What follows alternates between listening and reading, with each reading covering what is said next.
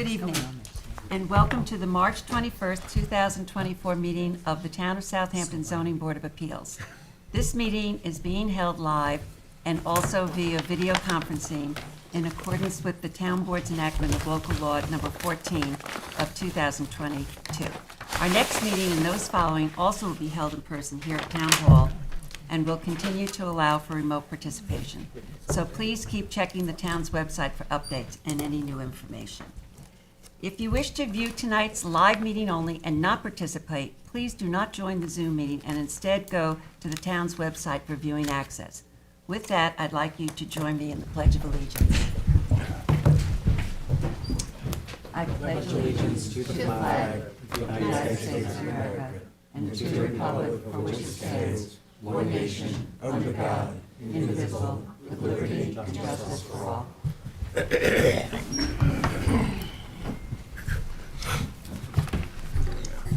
For those of you here with us tonight, in case of an emergency evacuation, please exit through the rear doors of this room and to one of the staircases across the hall and continue downstairs and out through the main entrance. Do not attempt to use the elevators during an emergency evacuation. In case of a medical emergency, the automated external defibrillator and first aid kit are both located in the hallway on this floor opposite the elevator. Restrooms are located across the hall from this room. We'll begin this meeting with public hearings. We have applicants and members of the public here with us live and also standing by via Zoom webinar, which is being moderated by CTV. CTV will mute the speakers on Zoom until it's their time to give testimony before the board. Please be patient. If you find that you are having difficulties accessing the hearing, visit the town clerk's meeting portal and click on the instructions link. Also, for those of you in this boardroom, please silence your cell phones and refrain from speaking to one another as it interferes with our recordings. Tonight, board member Helen Burgess is participating via Zoom. A reminder that applicants, agents, and members of the public speaking other than attorneys will be sworn in, will state their address for the record, and will offer their testimony as it relates to the application before the board. In order to consider properly every application before us tonight, individuals commenting on a particular application will have a time limit of 3 minutes. Also, before handing in any submissions to the board tonight, please make sure the documents identify the ZBA application name and tax map number. The application name should also be written on your certified receipts. Unless otherwise stated at the end of an individual application hearing, all applications will remain open for written comments for all purposes until a set date. Those written comments can be addressed to members of the board and sent via email, mail, and/or dropped off at Town Hall to the board secretary, Candace Cowell. At this time, I would like a motion to approve the minutes of our March 7, 2024 meeting. So moved. Second. Mr. Macedonio. Aye. Mr. Tuthill. Aye. Mr. Daly. Aye. Mr. Leonard. Aye. Ms. Burgess. Aye. Chair votes aye. Okay. Oh, there we go.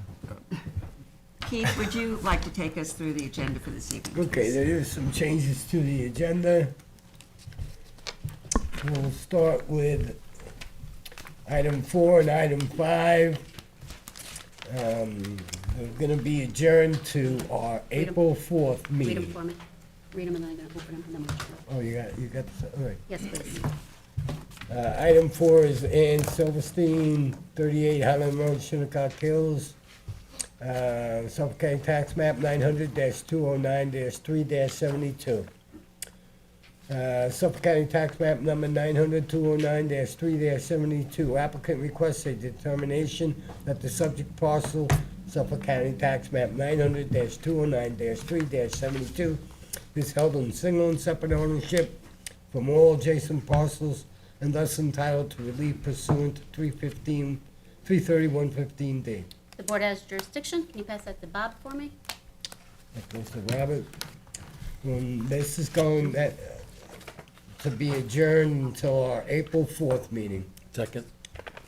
Mr. Tuthill. Aye. Mr. Daly. Aye. Mr. Macedonio. Aye. Mr. Leonard. Aye. Ms. Burgess. Aye. Chair votes aye. Item 5, Ann Silverstein, 36 Highland Road, Shinnecock Hills, Suffolk County Tax Map 900-209-3-73. Applicant requested determination that the subject parcel, Suffolk County Tax Map 900-209-3-73 is held in single and separate ownership from all adjacent parcels and thus entitled to relief pursuant to 330-115D. The board has jurisdiction. Can you pass that to Bob? I would Thank you. move to adjourn it to our April 4th meeting. Second. Mr. Tudhill. Aye. Mr. Leonard. Aye. Mr. Macedonia. Aye. Ms. Burgess. Aye. Mr. Daly. Aye. Chair votes aye.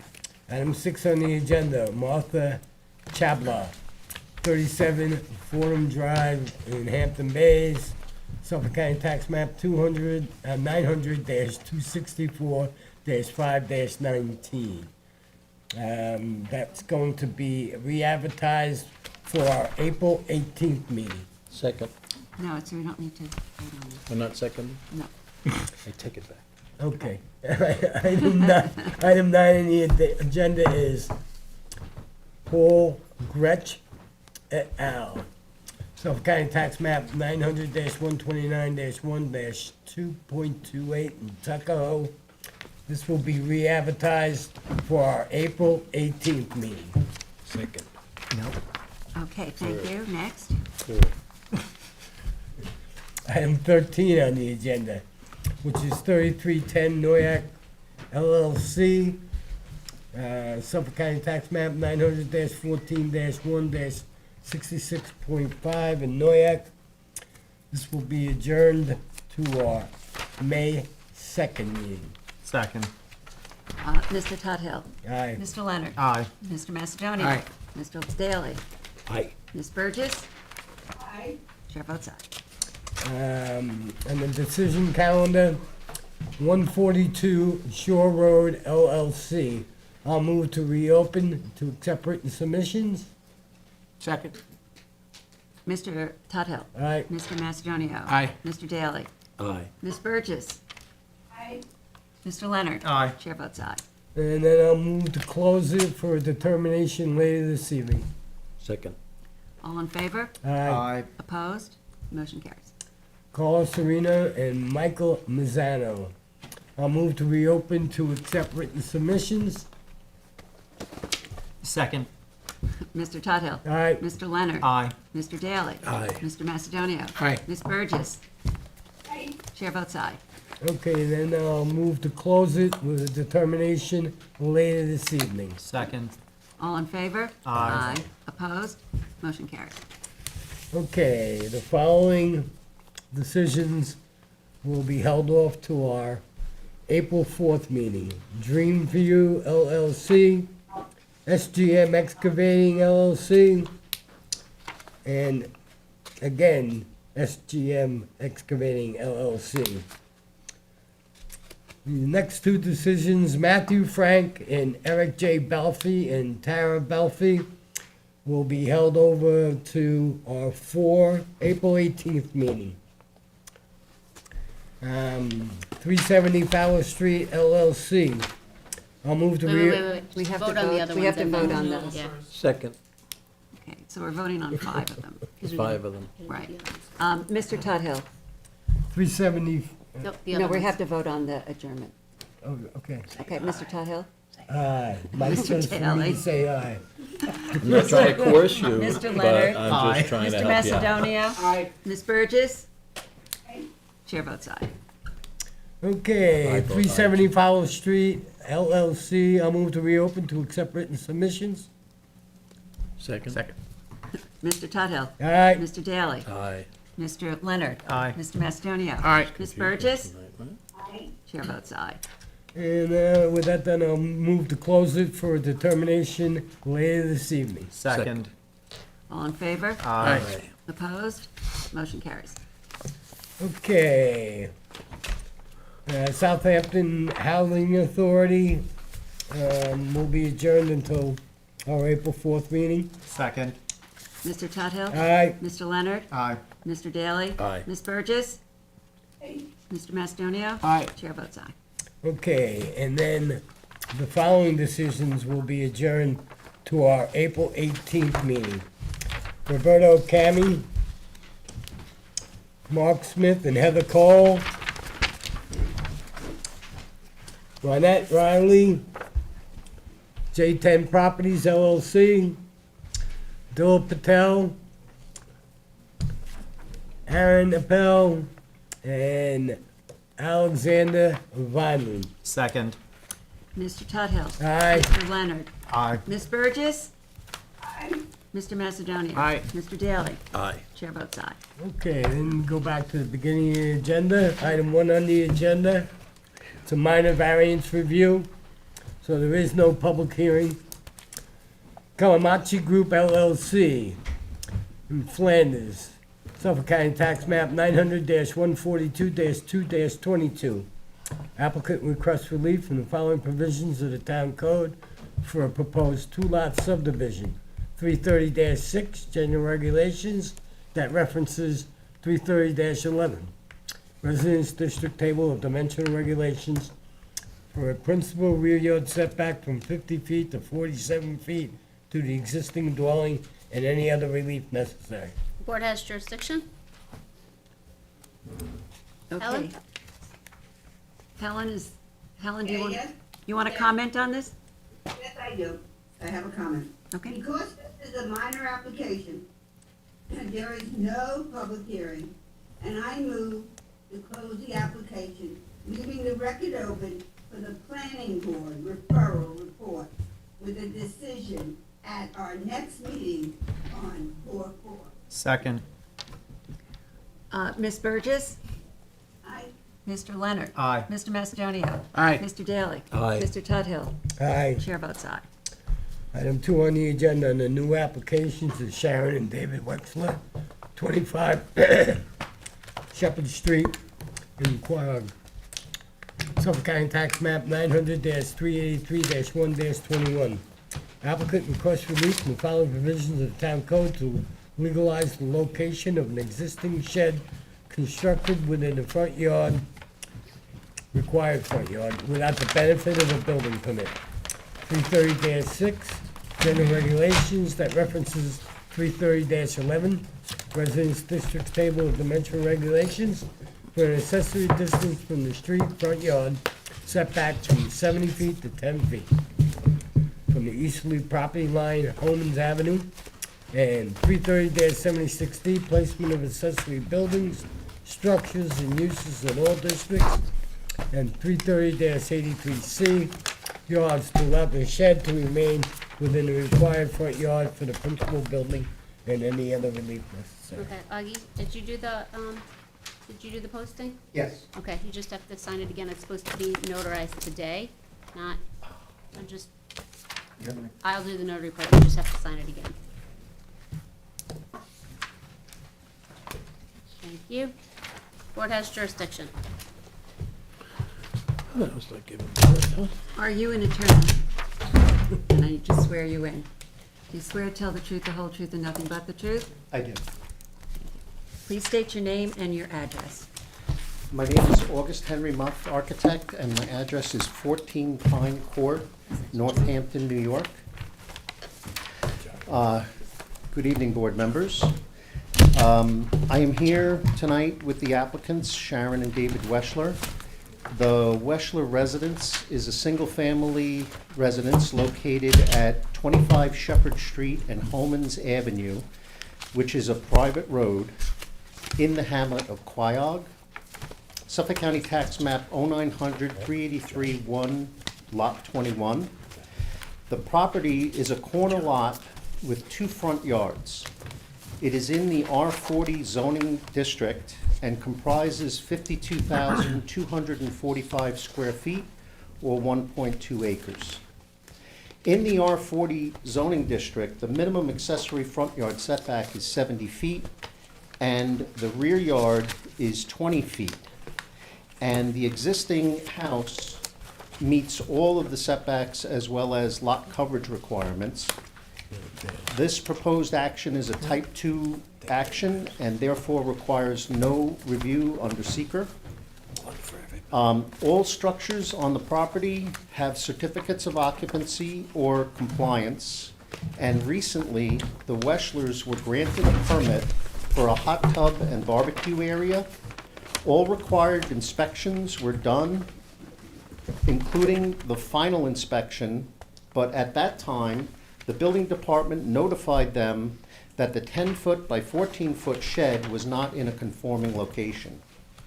My client said that when they purchased the land, when they purchased the shed, which was in August of 2021, during COVID time, they contacted the building department by telephone to ask them what the setback was for a shed and was told it was 10 feet and that was from side and rear property line. They didn't realize that Homan's, being a private road, was a front yard, but that's where the shed was placed. The Weschlers used this shed for the storage of gardening equipment, pool supplies, and bicycles for their grandchildren. There's no bathroom or plumbing or anything in it. It's not a pool house, it's just a garden shed. The current location is nestled in the trees and perfect for them, as the shed is in close proximity to the main house and near the center of the property, so is not a very long walk to any part of the yard. The applicant respectfully requests that the board to consider the variance that will leave the shed where it is. Additionally, they will make improvements by adding hurricane strapping and adding gutters and a dry well to prevent any runoff in compliance with the town's stormwater management program. Lastly, they would like to be good to the neighborhood and have received 3 letters and 2 verbal comments in support of the project. You have copies of those letters in front of you, and one of them is an email, and it is from Britton Bistrian, and I have the actual letter that she had promised to mail to me, but I didn't get it in time until tonight. So the granting of this variance will not create an undesirable change in the neighborhood or a detriment to neighboring properties, as all stormwater runoff from the structure will be kept on site, and the shed is barely visible from the streets or the neighbors' properties. Only an area variance can produce the benefit that is sought by the applicant. The relief is not substantial nor out of character, as similar structures can be seen in the neighborhood, such as garages, swimming pools, tennis courts, and trellises in the required front yard of those lots. And I've handed out a aerial photograph that has some addresses in yellow. All of those properties have accessory structures in the front yard, probably legalized with certificates of compliance, but nonetheless, it's a similar situation that the Weschlers have with their shed. The granting of this variance will not have, the difficulty was not self-created. The applicant thought they were putting the shed in a conforming location. The Weschlers are well-respected members of the community, and their intention is to seek approval of this application. We hope that the board will consider this variance favorably, and we are able to answer any questions that the members may have. John, do you want to take the lead on this? Yes. So, I noticed a notice here, referral to the Suffolk County Planning Commission. Could you talk about that? No, that's something I have to do. That's something you have to do? Yes. Okay. Other than that, my review of this, it's a lot burdened with 2 front yards. It clearly, the side that you're, that this is on is part of the rear of the residence. I appreciate that you brought in some letters from the neighbors. I also appreciate that I see that you've addressed the comments of the building inspector with regard to removing the word proposed from the shed on the survey. So I have no further questions with regard to it. I have no problem with it. Michael, anybody else? I really don't have a problem with it, but I got a problem with the applicants here, building something without a building permit. We frown upon that here, so make sure you get that across to them. I will, They're here. absolutely. I And think we- they heard you. They're We in the are audience. All right, good. Yeah, we really do look for people to follow the rules and get building permits for I'll explain to them structures. the benefits of having a building permit. Yeah. I have an issue, and that is, on your survey, it shows an 8-foot deer fence surrounds the property, and it's in the front yard. We normally frown upon 8-foot deer fences in the front property of any structure in our town. That's correct. So, did they put the fence up? I'm not sure about that. I will find that out. And if it is, It's if a it is. problem. It's a yeah, problem, yeah. because we often are given, requests for deer fences 6 to 8 feet in the front, and we always deny. Mm-hmm. So, I think that needs to be rectified. I will definitely mention that to them and discuss that with them if it, Let them know that, the deer were there before they were there. yeah. I mean, it can be in the rear, again, you have to have a building permit for an 8-foot fence. Right. Can't have a building permit for Nobody does. 6. You can only have a building permit for 6 for a residence, 8 if it's a field, like an And- agricultural field, If it's in a front yard, it has to be 4 feet high. 4 feet. Right, correct. Right. So, So, yeah, we'll make that conforming. all right, so would you make that as a condition of the variance? I would Well, say it so. has to be removed. I mean, Yeah, it's- okay. it has to be removed. I don't know why the building department didn't write it. I don't know like why that. Yeah, they that didn't should either, have but been we picked it up. mentioned as I see So- that. Yeah, So that's an issue. I understand. Okay. Otherwise, I have no problem with the shed. And you said it's got hurricane something? Because we usually ask for some engineering or some report that says it can withstand winds of, Well, once I'm done here, I'm gonna submit an application to the building department. I'm an architect, so I'm gonna design the hurricane strapping to tie the building down to the foundation. I'm gonna add a foundation to it. okay. And I'll be getting a building permit, it'll get inspected, and we'll get a certificate of compliance for Okay. it. Okay. Anything else? Anybody else have a comment? Okay, so John, you're the lead on this. So I move to close the public. Oh, wait, anybody in the audience? Gosh, Anybody on I'm so Zoom? bad. I'm so sorry. Is there anyone in the audience who wishes to be heard on this application? Thank you so much. Is there anybody on Zoom who wishes to be heard on this application? No one on Zoom. Okay, thank you, Kevin. Okay, John, sorry. Okay, so I move to close the public hearing on this application, hold it open for written submissions to, hold it open for written submissions by April 5th with a decision by April 18th. Second. Mr. Leonard, Aye. Mr. Daly. Aye. Mr. Tudhill. Aye. Mr. Macedonia. Aye. Ms. Burgess. Chair votes aye. Okay. Okay, thank you very much. Thank you, everyone. Thank you. I learned how to drive a go-kart about 55 years ago on that street right there. I was gonna tell them that. Okay.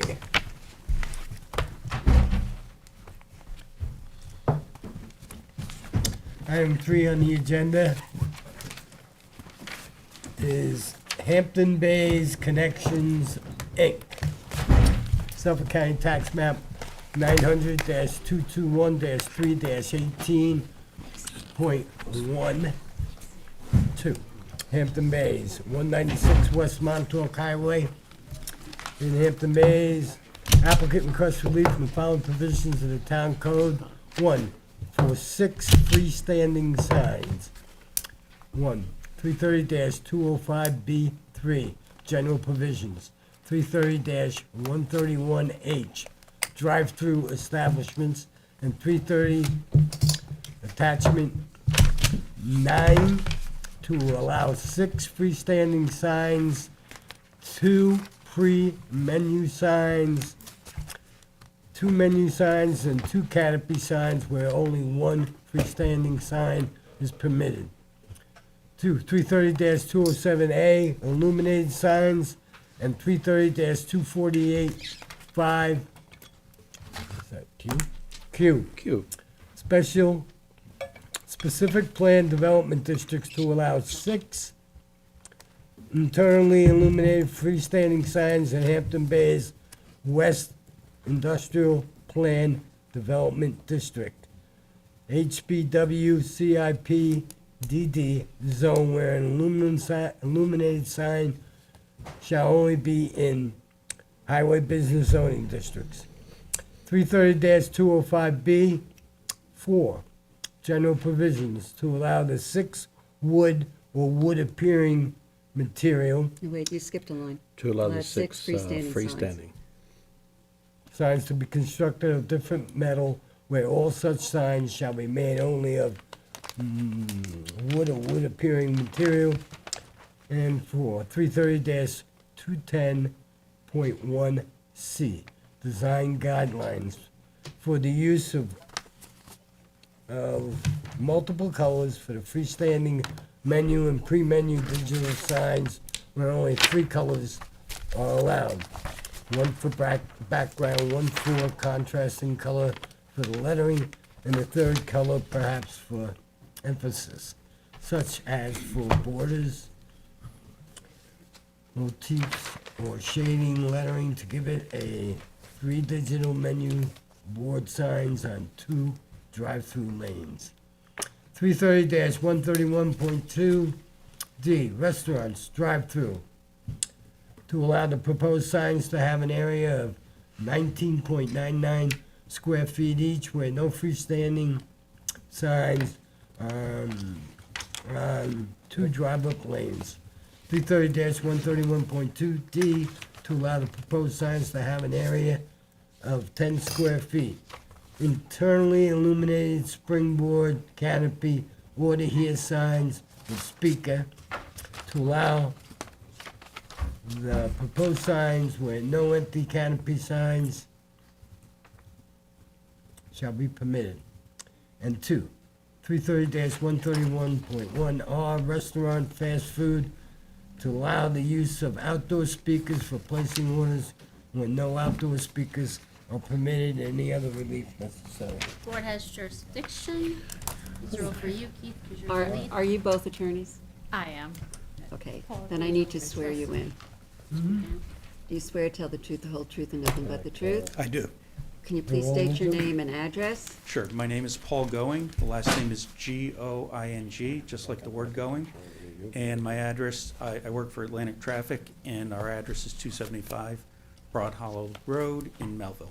Okay, and could you please state your name and address? Yeah, this is Taylor Gonzalez for the law firm Brown Altman DeLeo, 538 Broad Hollow Road, Suite 301 West, Melville, New York, 11747. I'm sorry, could you spell your last name for me? Yeah, it's Gonzalez.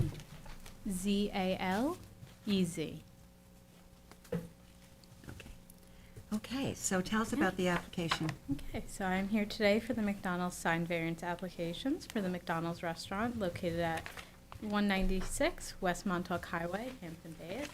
As a matter of housekeeping, the public notice mailing and posting were performed in accordance with the town code and were submitted prior to the hearing. At this time, we'd like to submit the following documents in further support of the application: an aerial photograph of the property, survey prepared by Gallus Survey Group, signage plan prepared by Core States Architectural and Engineering, the July 7th, 2022 administrative site plan decision for the second drive-through lane with the approved site plan, and the certificate of occupancy and select certificates of compliance for the signs on the property. With me this evening are the following experts who will be available to answer any questions you may have. Paul Goings, and joining via Zoom is Brian Searcy of Core States, the project civil engineer. Okay, so if Brian speaks, I have to swear him in? Yeah, Okay. understood. Okay.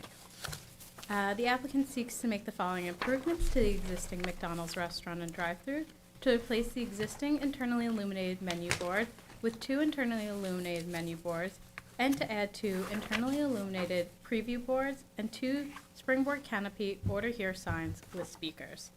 As can be more discussed by our experts, the purpose of this application is to improve the overall efficiency and safety of the drive-through by modernizing the signs. As general background, the property is located in the Hampton Bays West Commercial Industrial Plan Development District. The property has been improved with a McDonald's restaurant since circa 2004. On July 7th, 2022, the Town of Southampton Planning Department administratively approved the construction of the second drive-through lane. The surrounding area is predominantly made up of commercial properties used for retail shopping.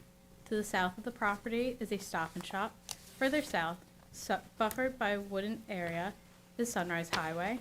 East of the property is a vacant building, and then the Hampton Bays Plaza with the Panera Bread, Petco, and Macy's.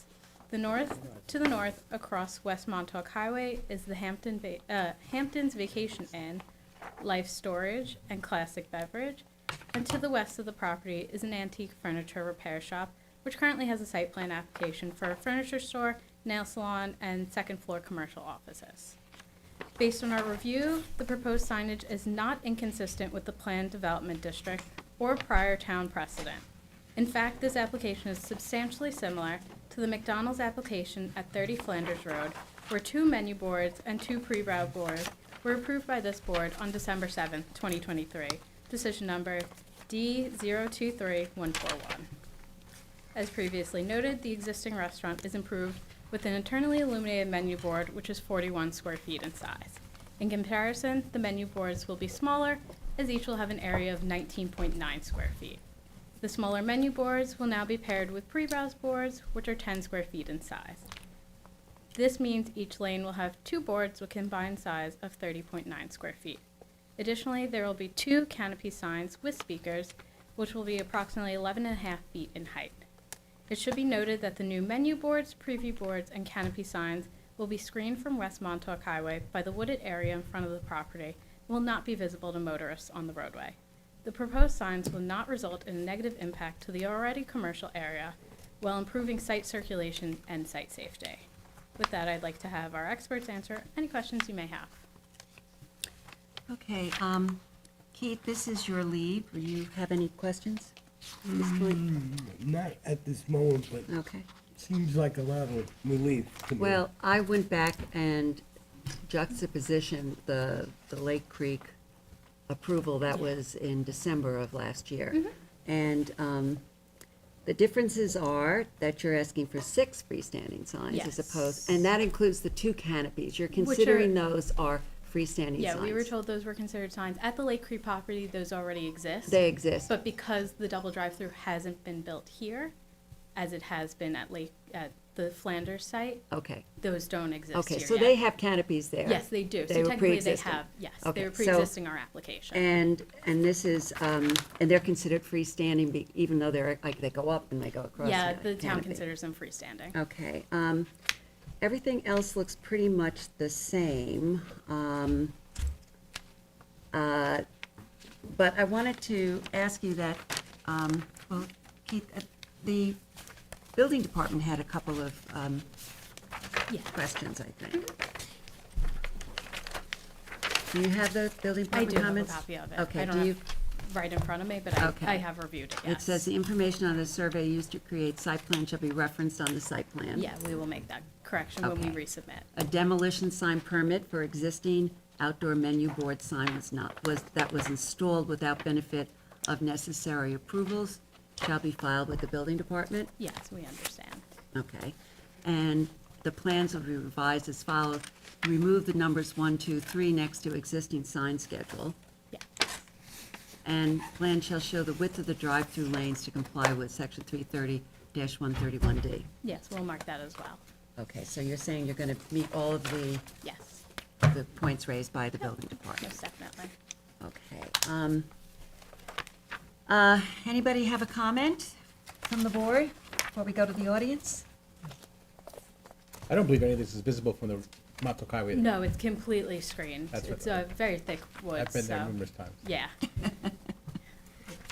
Yeah, this is really in keeping with what we approved in December. I mean, Yeah. it's pretty much identical, so, It's meant we to asked be. we asked questions then. I don't think we need to, repeat ourselves. Yeah. And I think you satisfied us because we granted the variance, so,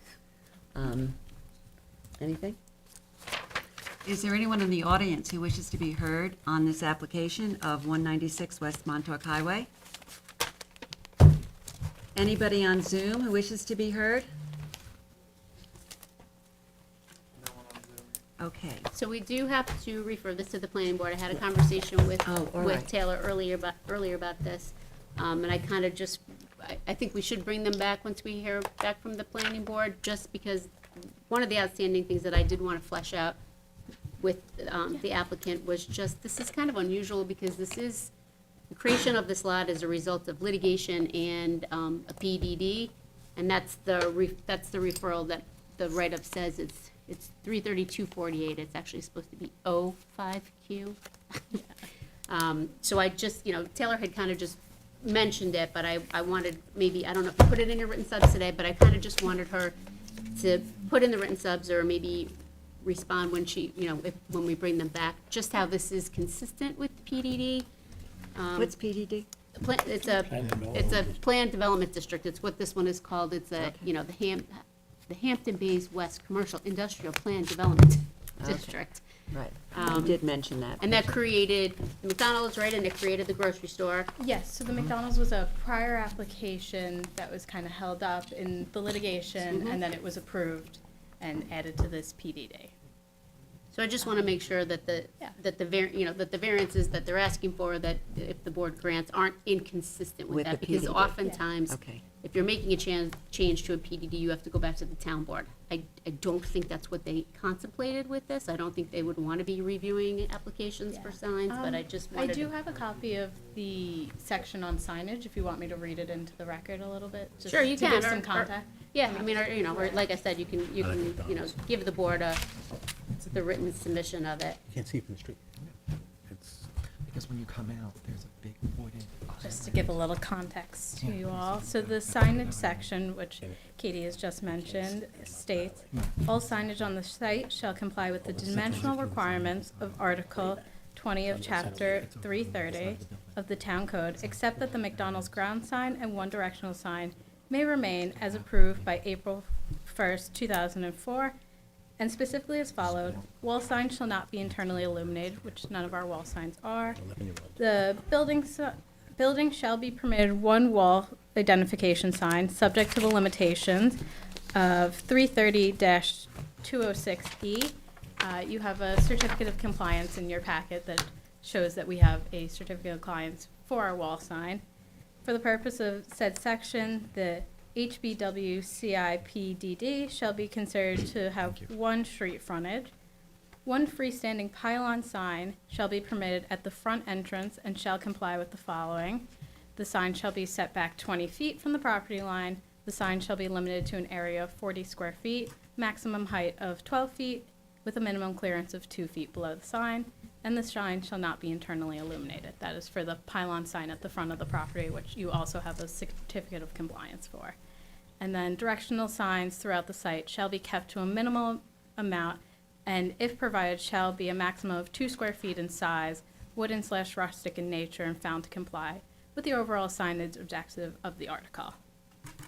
So nothing in that section specifically talks of freestanding signs, which means we would have to comply with the standard sign ordinances of the town code, which we are requesting variance through, Are but the directional signs wooden? the directional signs on the property, they might be. Well, because it says in Yeah. there that they're supposed to be wooden, and you're not asking for a variance on that. Yeah, those were Okay, approved with the original approval, so I don't know what they're made of Yeah. at this time. okay. It's wooden, yeah. Okay, I thought they were, but, Are they?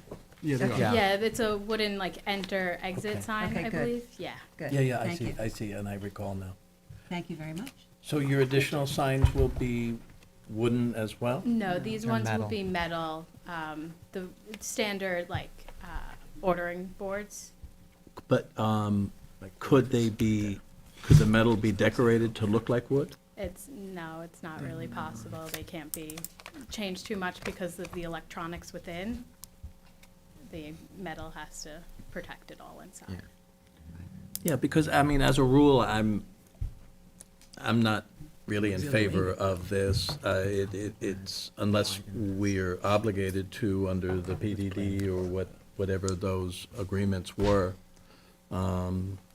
It's a lot. It's a lot of signage for a town that does not permit a lot of signage.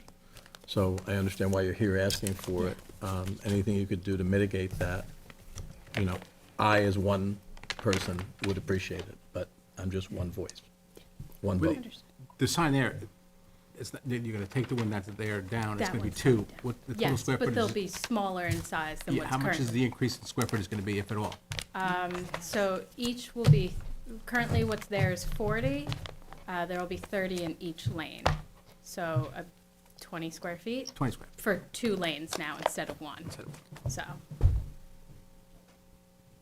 Well, I think when we last heard this, an application similar to this, you know, the comment was that it'd be very difficult to restrict to 3 colors, you know, Yeah. and all of that, because, you know, you've got the the French fries and the hamburger and the soda and the blah. So, Shakes. so we kind The of. Shamrock Shakes, Right, can't forget we kind of those. understood that Yeah. some of what we really look for in terms of signage with regard to this franchise is Yeah, not, with menu boards, it's just is very hard a to little meet. bit difficult Yeah, to meet. yeah, same thing with the internal illumination, you won't be able to see the signs at the later hours if they're not illuminated. Did we put restrictions on the time when the lights had to go out? No, I don't believe we did. no, we didn't. On the, What time does it close? what time did they close, McDonald's? The drive-through closes at 1 AM, I believe. Oh. We did not on the last one, as I recall. Yeah, and it's a commercial district. Yeah, it's next door. It is a commercial district. Is it, Yeah. are you permitted to, are they right from- permitted to operate 24 hours if you chose to, or? I don't know in the planned development district, I do think Anybody know? generally. I don't know the answer to that, but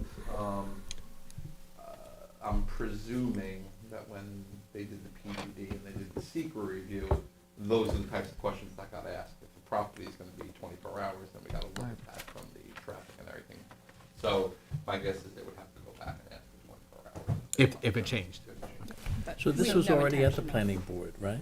Or no, this will now go, This was for this particular application, Was. to be signed, was referred, we haven't commented yet, it's Claire's project, so Claire's aware of it, Okay. and we'll bring it to the planning board to get their So we gotta comments. wait? and the planning board approved to have a double drive-through, a second drive-through? Yes. Yeah, that's That they that's did, surprising the to me. admin to do that, Yeah. yep. Yeah. I never thought we'd have double drive-throughs here in Southampton.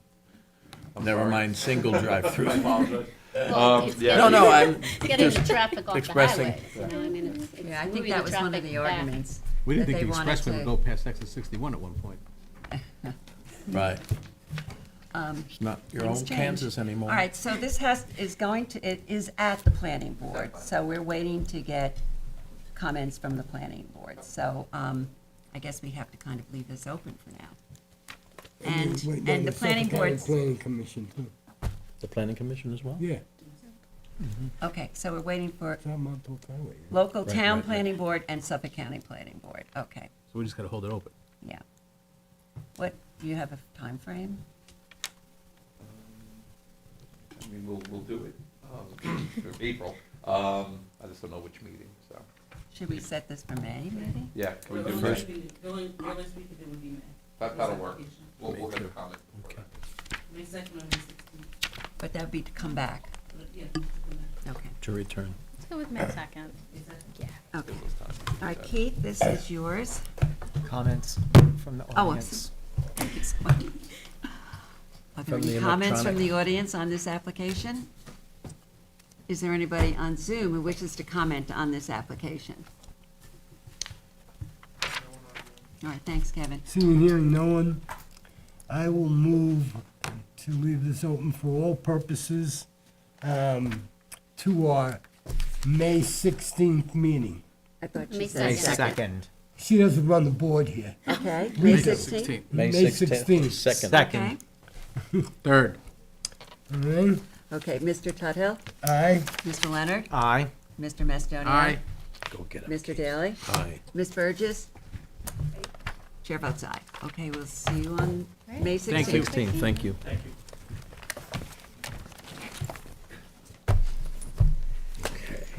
Moving right along.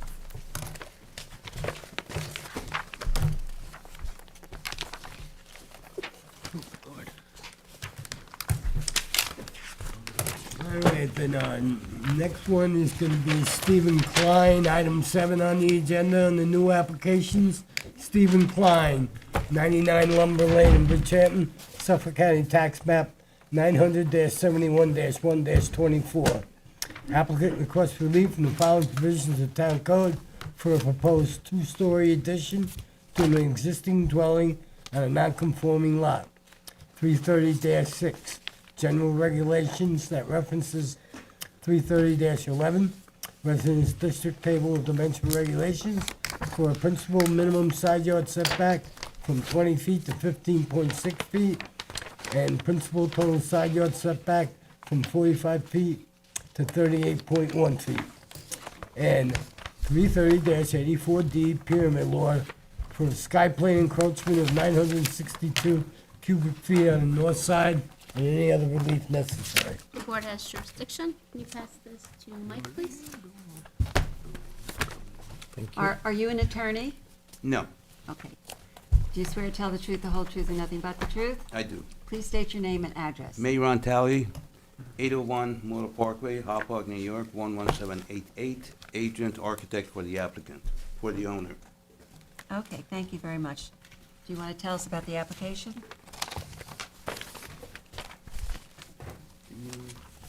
Do you need the notarized papers? I'll take the originals. I I can thought go you right- had them. Because we had copies. Thank you for reminding me. You have jurisdiction now? Yes, we do. I set We that do. up based on the copies, but I didn't realize we didn't have the originals. Give those to Mike. Okay. Thank you. You're welcome. Good evening. I'm here on behalf of Mr. Stephen Klein. We're seeking a number of reliefs. One is side yard of 15.6 feet in lieu of 20 feet that's required in R20 zoning, and a total side yard of 38.1 feet in lieu of 45 feet. Now, we have submitted surveys, obviously, to the board. Both of these side yards are existing, so we're not changing the side yards. We're working within the footprint. So technically, the only thing we're not complying with is the pyramid. And we're seeking 962 cubic feet of volume for the proposed bedroom. The house currently has 3 bedrooms, so we're basically adding another one, making a 4-bedroom house. We have submitted elevations, architectural elevations, and I would like to show the board members the pictures before and what you have before you. Let's have the, give them to Katie. Can I show it to the You board can members? give them to Katie, our Give them attorney. to our, to the attorney, and she'll pass them down.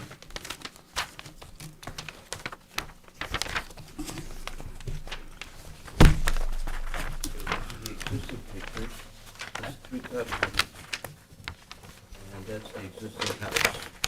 Board members to see where we're putting the addition. Okay. Thank you.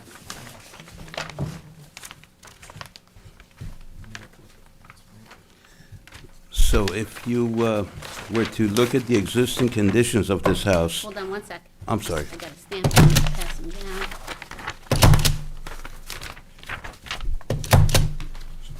Mike's the lead, right? So those are originals, Mike. And then there's only 2 copies of these, so. That's a set and that's a set. I'm gonna pass those You down. and I can have them, so. That's for y'all to share. Okay. So if you look at those pictures, there's currently, excuse me, a 1-story section of the house on the north side that's pre-existing. We're proposing to go on top of it with the new bedroom. And on our proposed drawings, you see that the type of architecture we're using is mimicking the existing house. And by doing that, we're sort of balancing the house and keeping it within the existing streetscape of the neighborhood. So in reality, we're enhancing the look of the existing house.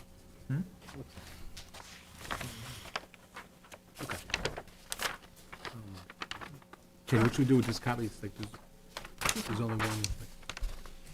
Somebody can keep them. Mike has the originals, Yeah. so we have originals. So, Mike, did you have any questions? Mike is the original. Yep. Anything else? So you're mimicking the existing house. we're I taking see the you're existing architectural elements on the south side, adding it to that one-story extension, which right Expanding, now looks right, yeah. way out of place. expanding the house, and the expansion is taller than the original house, so it's, does it need to be that tall, which is going to We're working- require your pyramid Yeah, we're relief? working with the existing structure, and most likely, we haven't gone that far yet, but most likely we have to bypass what's on top of the existing roof with some kind of structural frame and go on top of it. We're gonna be slightly higher than the existing house. We make the height, though. We do make the height. No, I do realize that, but making the height is one thing, but the pyramid is another thing, and very often we ask if you can adjust your height Right. in order to reduce your pyramid relief request. So that's why I was asking, because I see that your second story is higher than the existing second story in the house. Mind you, the existing house does not have 8-foot or 9-foot ceilings, though. Everybody wants 8 and 9 foot ceilings Right. today. The existing house has different odd-sized ceiling heights and all that, nothing, 6'4" to the top of the window, 6'8", things of that nature. Yes, it is possible, but I don't think at the end of the day, 960 cubic feet is not really substantial, though. You know, It's always our job to see if we can mitigate Sure. and reduce that, given, in every situation. Although, it's not 5,000 cubic feet. Right, right. I was just asking, okay. And I know the board has granted the volumes of close to 2,500 cubic feet. I've been here physically and have seen. I think Michael's, makes the point that we always ask, Right, no, if there's a way absolutely. to reduce And we it. kept that in mind from the get-go, from the start of the project, Yeah. knowing that we're gonna cut into the pyramid. How do we just minimize it? Yeah, Okay, okay. And you one said thing there was may be you, some roof issues with on top of the, building on top of the existing roof or something? we can reduce the height, but it would be structurally rather complicated. Okay. Using maybe different shallower structural Yeah. systems for the floor, for the new floor, because we're not going physically on top of the existing roof. We're adding another layer to it. Application, I think the design is nice, the way you tied it into the existing window. I have no problem with It's not that Is- bad. I didn't hear you, sir. it. I think the design looks nice, the way you tied it into the existing house. I have no problem with it.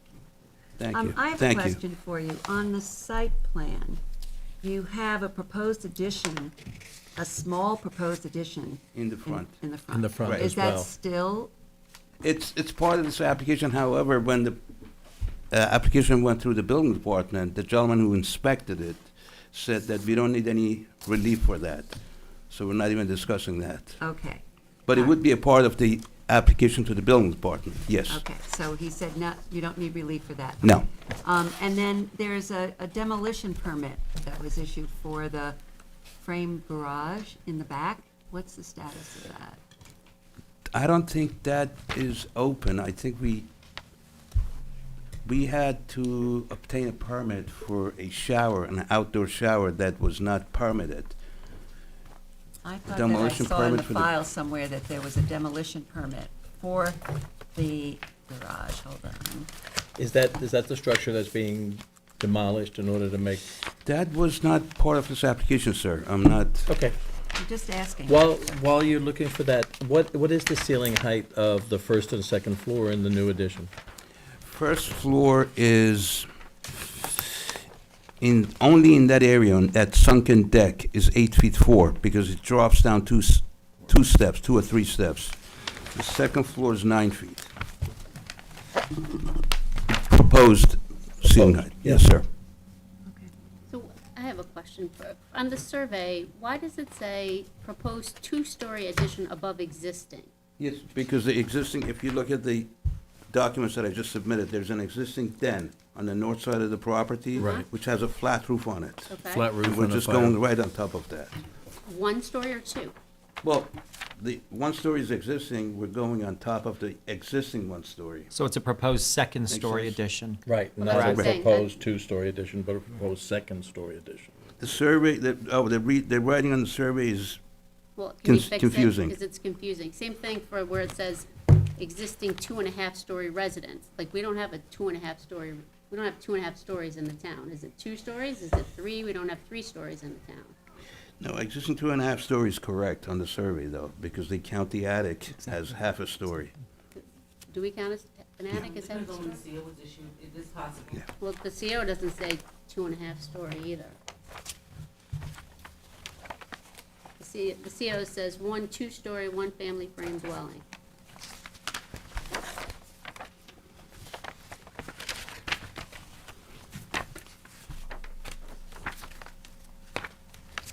I mean, you're, So Yeah, there's some inconsistencies in terms of the way it's described and by the surveyor, I guess, yeah.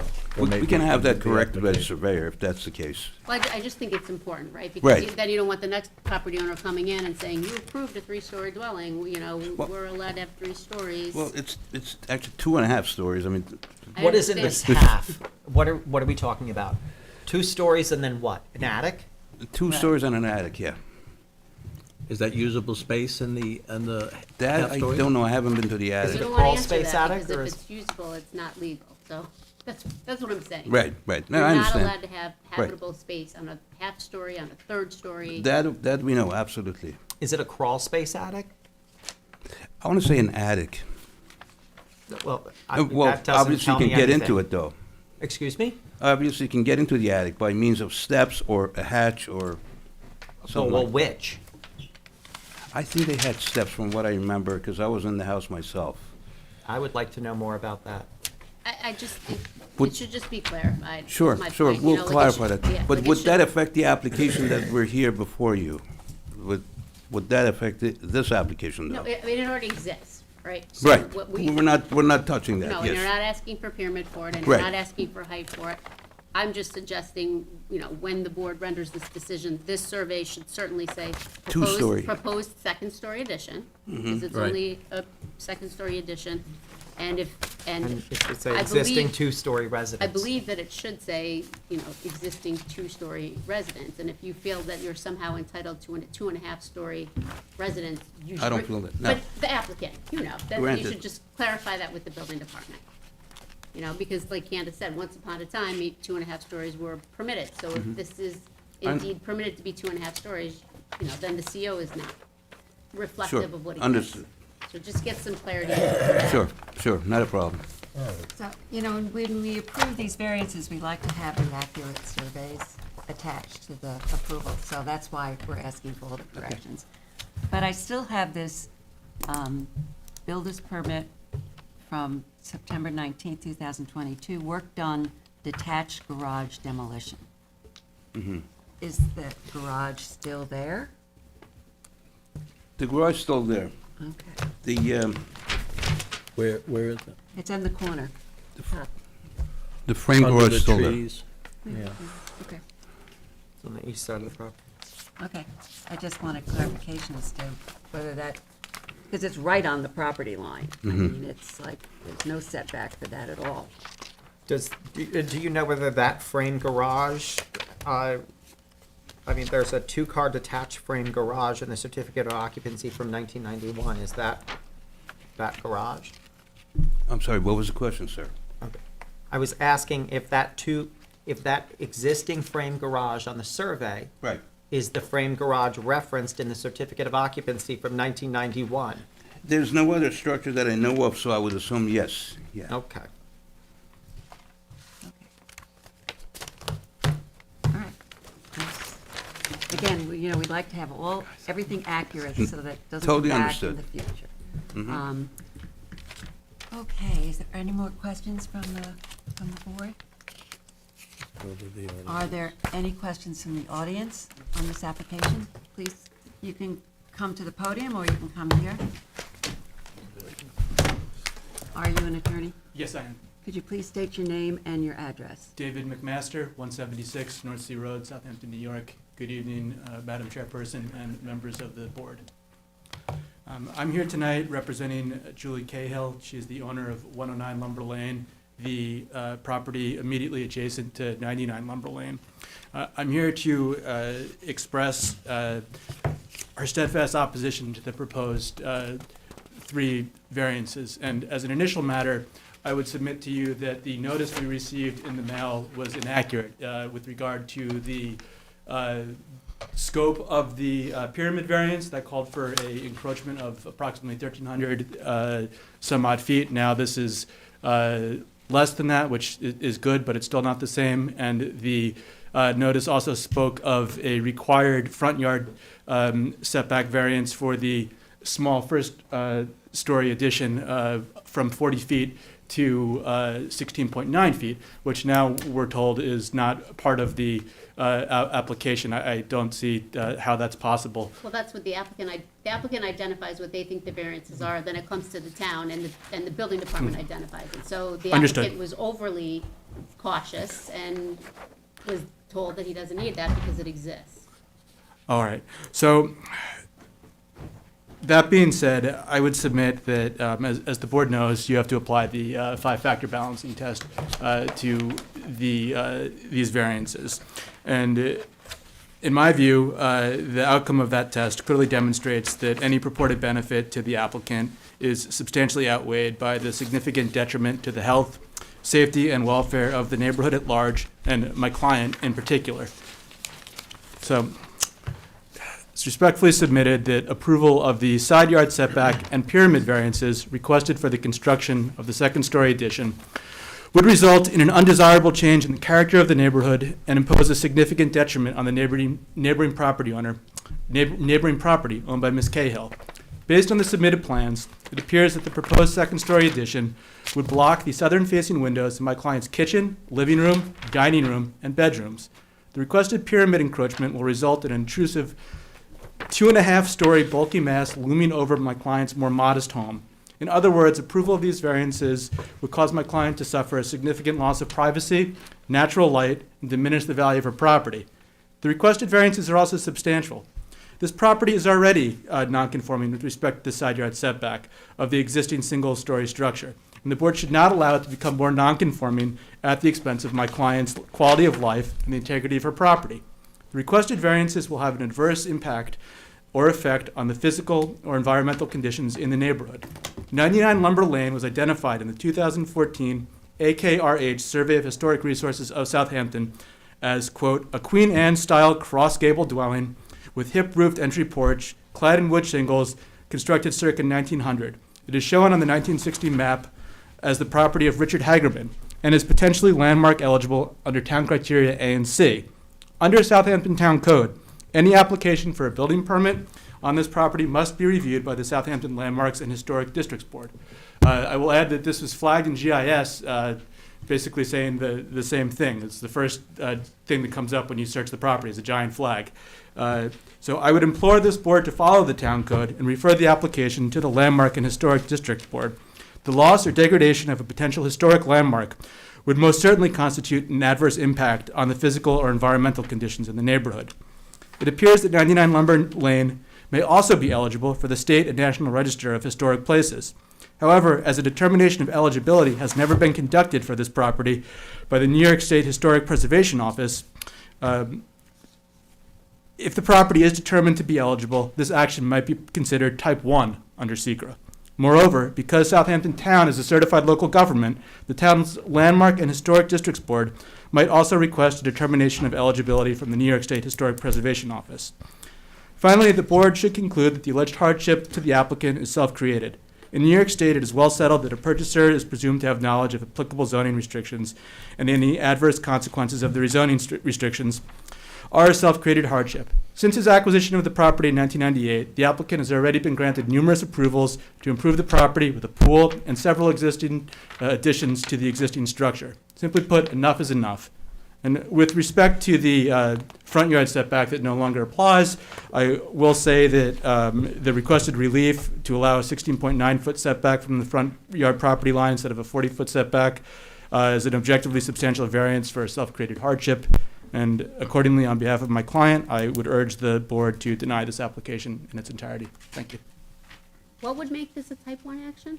If it were deemed to be eligible as for the state, for the National Registry of Historic Places, it would be a type 1 action under secret. Can you submit what section under secret that says? Because I've never heard that. Sure. It's, I can absolutely. Yeah, I mean, submit that to you don't need to know it off the top of your head, but, I mean, it Yeah, seems please unduly submit- burdensome please to submit make that. something a I type will, 1 as a just written because it's out of submission. register. Does this go to the landmarks? I was asking Candace, I don't think so. No, it has, do not issue permanent landmarks by this one. Yeah, the normal one. The normal one is on Yeah. most of the properties. in the But it's not in the district, it's not in that. It's not in the It's historic not- district it's of not- Bridgehampton. Correct. So Right, it's therefore, not it a- doesn't go to the Bridgehampton landmark. So previously, the application for the demolition of the garage that you guys were talking. Every application Report. for demolition goes to the landmarks board, but it's not what we've been seeing as the referral. Every During the application, building permit process. correct. Yeah. So that was referred to the landmarks board Yes, for the every demolition for the application is accession. referred to the But landmarks. this property is not in the new The new Bull's historic Head. district, yeah. No, but given that its age as over 100 years, it's potentially Understood. eligible for the state registry and the National Historic Registry, and If the it's, applicant so and it's identified. asks for it. Well, under the town code, yes, but I mean, you can, to be eligible under the National Registry, you can do that, If the applicant wants to, it doesn't have to be the applicant for the National Registry. it would be a taking if the state landmarked Because the house with the, no consent. they're non-binding, the guidelines for the National Registry, so, Non-binding.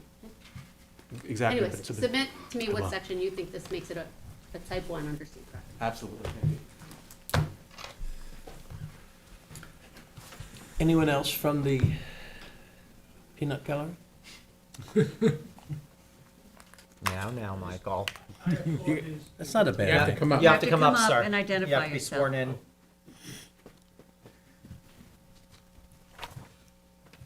3 minutes. It's not a bad thing, peanut gallery, is it? So go very slow.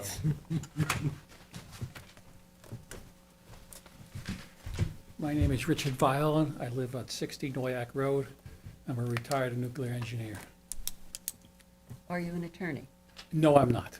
I'm a retired engineer. Okay. Can you swear to tell the truth, the whole truth, and nothing but the truth? Yes, I do. Okay, You thank you have for about stating you your have name. 3 minutes, sir. if you like. I just want to say I applaud this lady's attorney for trying to stop what he's trying to do. I'm on their side. Thank you. Thank you. You want to go to Zoom? Yeah. Yes. Okay, then introduce him. Come on.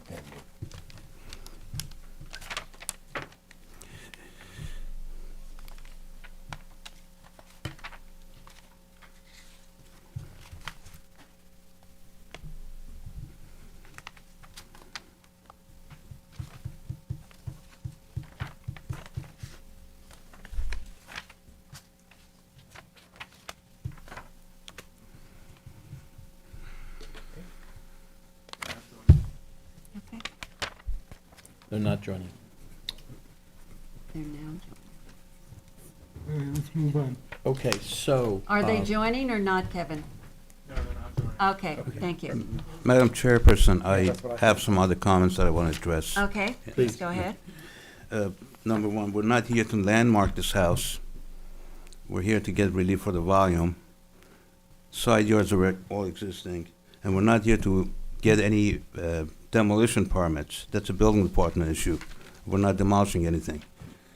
And the gentleman mentioned health issues. There's no health issues here. And if they had time to look at the existing house to see how imbalanced it is in terms of architecture and how we're improving it, okay? We studied the site to see where else we can add a bedroom. There's no other room for it.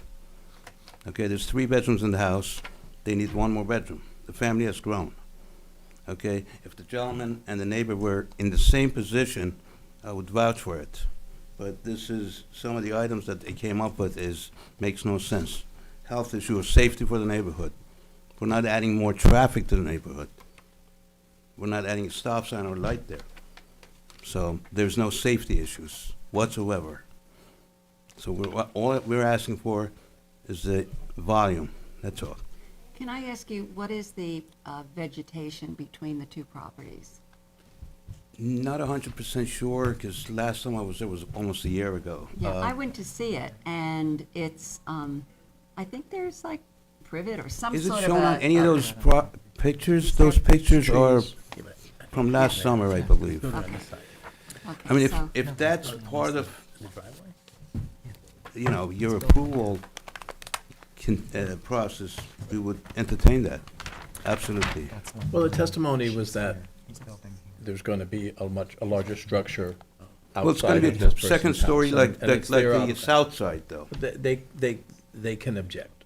Right. It's No, I their right to understand. object, Yeah. and that was noted. Right. So, The problem is when they, years ago, when they added the den on the north side, they didn't add a second floor on top of it. Otherwise, we wouldn't be here. so we need to get a couple things. We need to get some of the description of the house cleaned up and consistent with the COs. What else? Katie, That was wording it. on the survey. Yeah, just the, the wording on the survey. just clarifying that it's not a two-story addition, that it's Okay. a second-story addition Counselor, you're going to submit something in writing.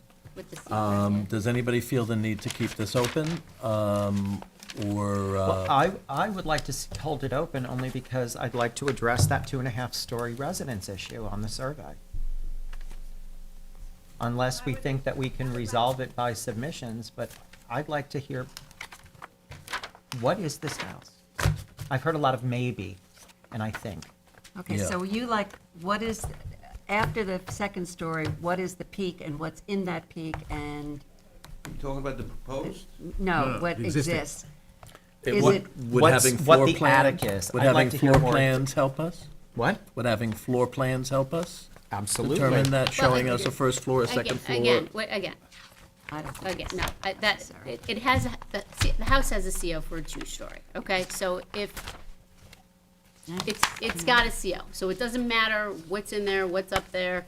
What I wanna know is, you know, why does it say a 2.5-story on the survey? I think the survey should be corrected to show two stories. Corrected. As you mentioned, the house has a CO, and we're not here for the house, then I might be. Like, if that's just an investigation, that it's No, I understand, but what I'm unnecessary. saying is it better to hold it open to get that information, or we would be I mean, you can- satisfied you with can- submittals? You can keep it open for other purposes, but this board doesn't need to get into, you know. Right. Right. What the CO says. Right, Yeah. okay, so and as far as the volume of the addition, I mean, a counselor, you can speak with either the architect or owner or council. You did say that the second story is 9 feet. Very often, when we ask for less volume, we ask them to reconsider that, to make it less than 9 feet, to make it 8 feet. You can have that conversation. So therefore, if that's even going to be a discussion, I don't know if we should leave it open or close it. What do you have any feelings? You got a microphone. You have to come, or you can come before us, whatever you like. If you're asking me to submit something in writing after the hearing's closed, how would that work? You submit. say that There the will be a candidates- written submission date by Candidates. which will be the day after the next public hearing. Understood, thank you. Which the board then considers before it does a decision. We'll Before it receive it makes in a a decision. submittal package, Right, and we get it in that would- advance. And then a decision date would be the following week, Thank you. or the following. Following. Hearing. Date. So I want to ask the board again. Is there anybody Chief. else who feels the same as Michael about looking at the second story addition, dropping it down from 9 feet to 8 feet? Yeah, I would, absolutely with regard to that. I'd like to see, I'd like to know more about ceiling heights and whatnot. I think he described the ceiling. Did you describe the ceiling heights? The first floor is what, 8 feet? And the 8 second- feet 4, second story is 9. The second the floor is 9. existing is almost approximately 8 feet 4 inches. Okay. Second floor, we're proposing 9 feet. Okay, And mind you, there's going to be a, like I mentioned before, a structural system that adds a little Right. thickness to Right. the roof, so. so the question is, if you were to reduce it Well, to but- 8? Let's just be cut right through the chase. The 9 foot could be reduced to 8 feet, Right. okay? That could easily be done. Okay, then I think maybe and it would cut the volume by a lot. And it would So then let's also do- For sure. perhaps give some relief to the neighbor, some. So, do we want to leave this open and have you come back to I discuss would that? like to or get maybe an approval based on an 8-foot ceiling. Well, we'd have to see the We have numbers, to see sir. that, we have to see the floor plans. That would impact the amount of relief amount of- that you're requesting for The permit reduced, relief, the reduced amount of volume. Right. Right. you know. Okay, I think we need to leave this Okay, open. we need to leave it open, right? Okay, yeah, let's So leave it we'll open. leave this open, and ask you to come back. When would you be able to come back The next meeting. with your plan? In Okay, so about a what's the week. next meeting that this could be scheduled for comfortably? Do you have any opinion on that, Candace? 5/2 or 5/16? 5/2 or 5/16? I'm sorry, You sir. wanted to squeeze them on 4/18. I have one, I'm not sure if they're coming. You want to squeeze them on 4/18? Could you get the plans in by 4/18? Could you get I the, have a could you hearing get the problem. plans in Before. before? We need a week before, right? Yeah, how about May 2nd? What happened to April 18th, though? We need the plans a week before. Could you get them to us before then? Absolutely. You can Okay. get them in less than a week to us, in Yes. about a week to us. Okay, so let's So leave get them this a week open. before April 18th. Right, That's we correct. need to- Mayron, can you give me the plans next week? I'm sorry. Can you give me the plans next week? Yes. Okay, Today's what, then let's Thursday? adjourn to And please get a copy to council, too. Yes. Okay. Okay. So we're gonna leave this open, and you will reappear on 4/18 with any New changes plans, to your yeah. plans, and we'll have the response as well as your two-story corrections on the survey. corrections on the surveys. right. Okay? Will do, sir. All right, thank Thank you you. very much. Is there a second? Second. Mr. Daly, Aye. Mr. Leonard, Aye. Mr. Macedonia. Aye. Mr. Tudhill. Aye. Ms. Burgess. Chair votes aye. Okay, see you on the 18th. Democracy. Okay. Item 8 on the agenda is 40 Ocean View Drive LLC in Shinnecock Hills, Suffolk Town Tax Map 900-271-1-44.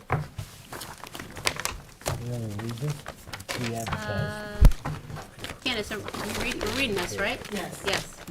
Okay, applicant requests relief from the following provisions of the town code, 330-77G, placement of accessory building structures and uses in residence districts for the proposed air conditioner units 40 Ocean. 40 Ocean. and pool equipment to be located 6 feet from the Westwood property line where 10 feet is required on a non-conforming lot and any other relief necessary. Board has jurisdiction. Pass this to Bob.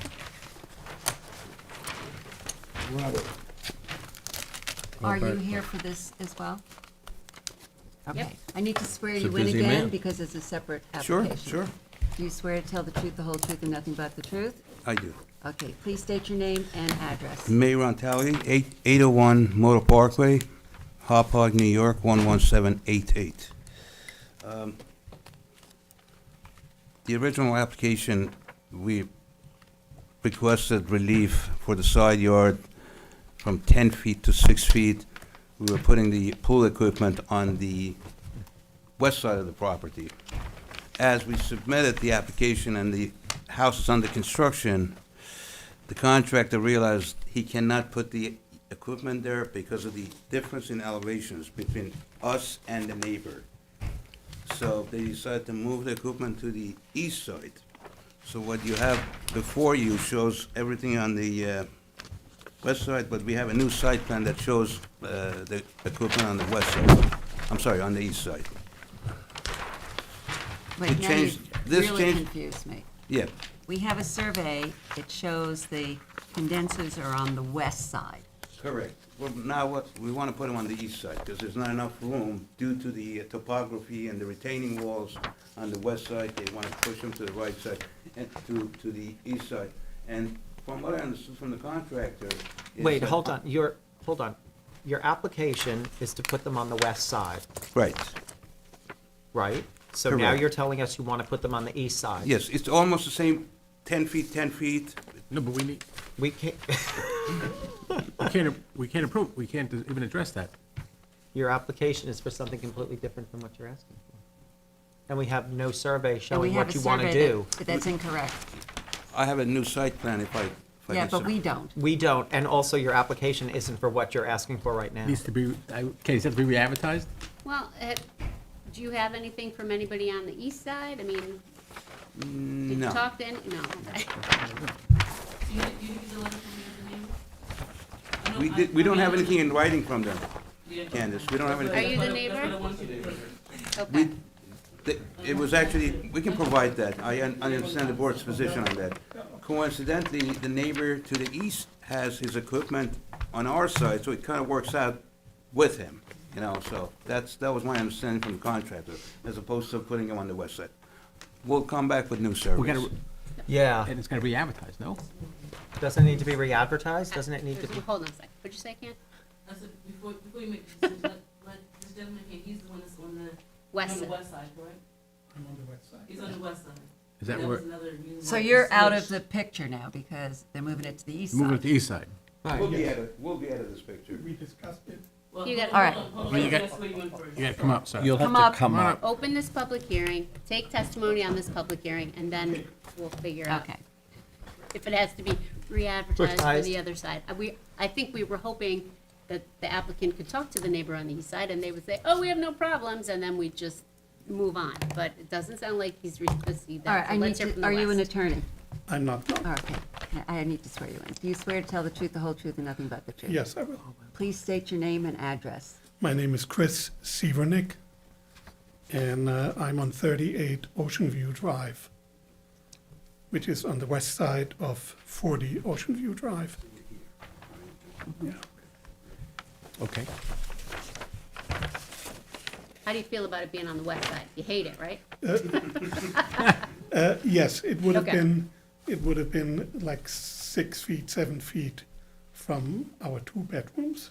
Okay. And what the applicant is saying is that they can't put it on the west side anyways, they're going to propose it on the east side. Right. So we will have to, unless the person is here from the east side, we are going to have to re-advertise this Re-advertise it. for the east side.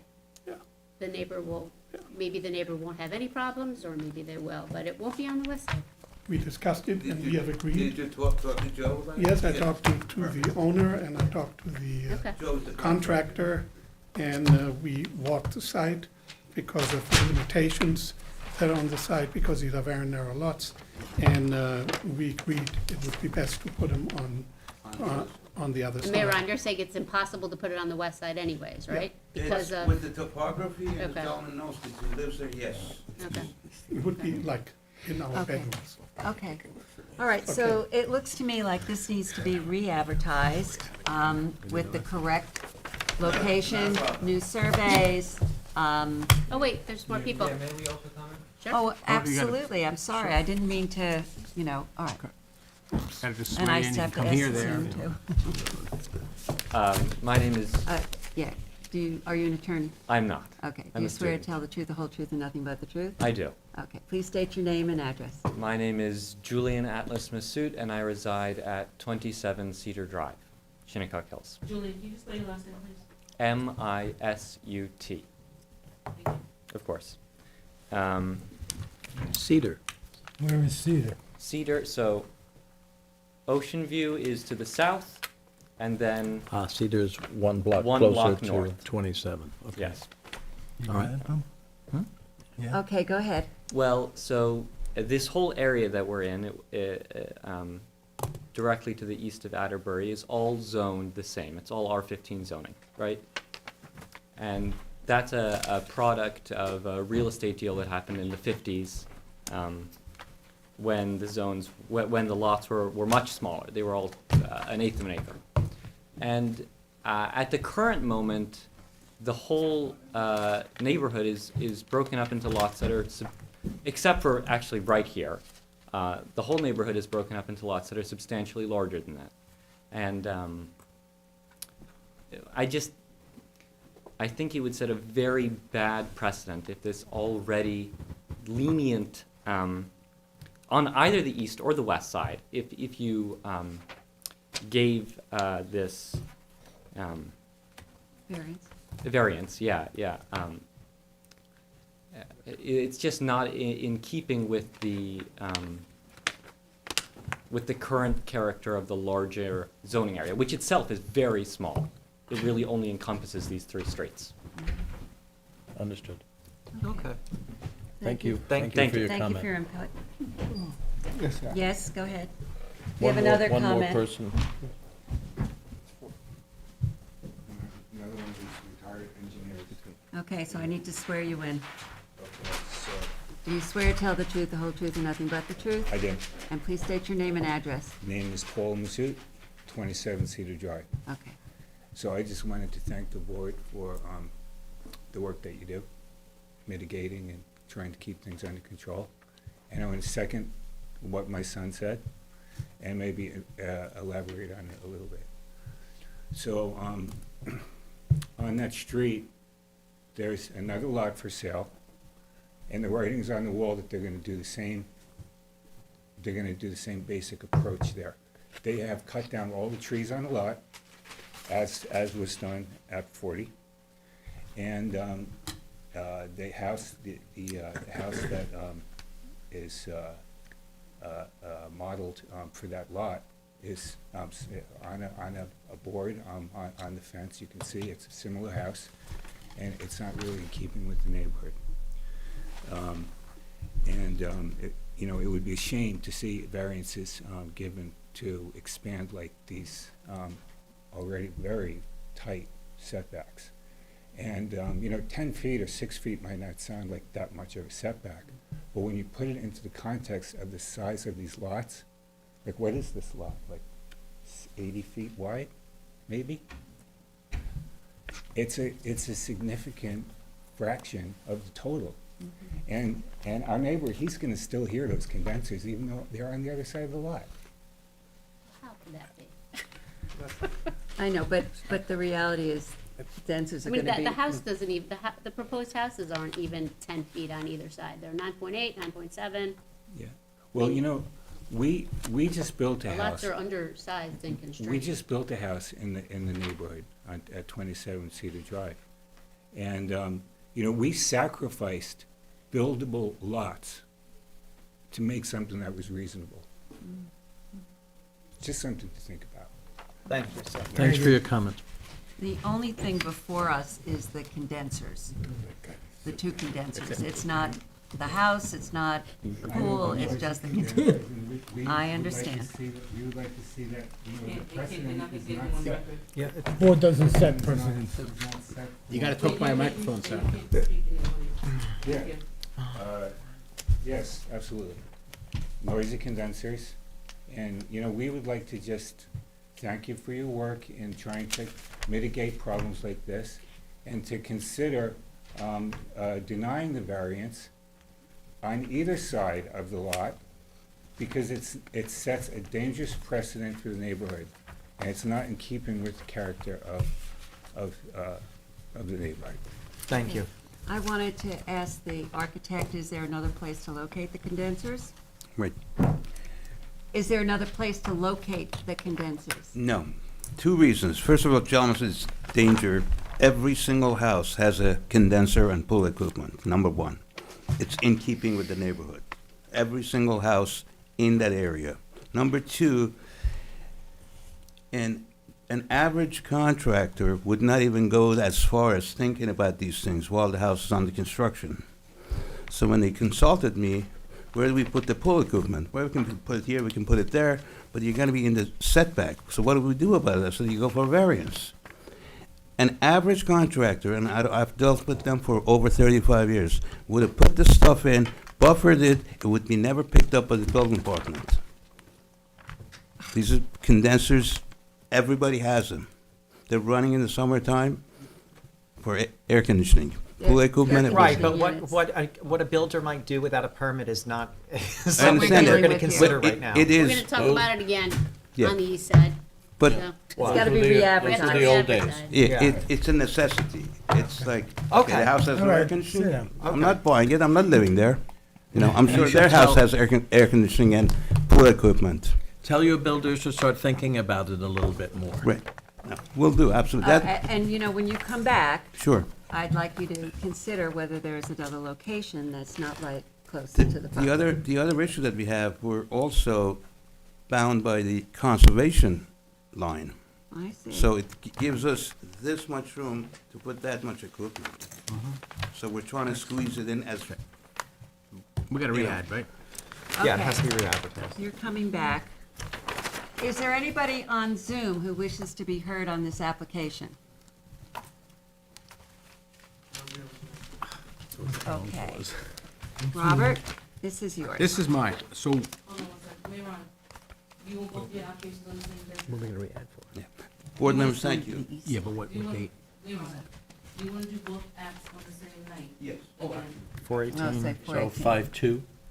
Is that enough time? Wait a second. He did 418. Is that enough time to Oh. re-add? Yes. Okay, My advertising don't go until next week. okay, so we are going to re-advertise this application. I can have survey, Let me finish. I'm sorry, go ahead. We're gonna re-advertise this application and put it on our agenda for 4/18. Second.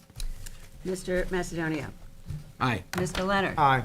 Mr. Daly? Aye. Mr. Tudhill? Aye. Ms. Burgess? Chair votes aye. Okay, 418. I can have them before, 1 week before the You 18th. gotta get everything over to Candace on her You schedule. got it. Let them move forward, I'll talk to them over. Thank you very much. Thank you. Have a great night. Thank you for coming in, gentlemen. Item 10. You ready, Bailey? William Siegel, 227 Mid-Ocean Drive in Bridgehampton, Suffolk County Tax Map 900-134-4-49.9. This is an extension request. Would you like me to read this? Yes, or what? please. Okay. On March 2nd, 2023, by decision number D 023037, this board granted a variance with various conditions to allow the proposed one-family dwelling to have a height of 46.75 feet, where a maximum of 42 feet is permitted. By letter dated February 20, 2024, John Bennett, attorney for the owner, is requesting a 3-year extension of said variance. The board has jurisdiction.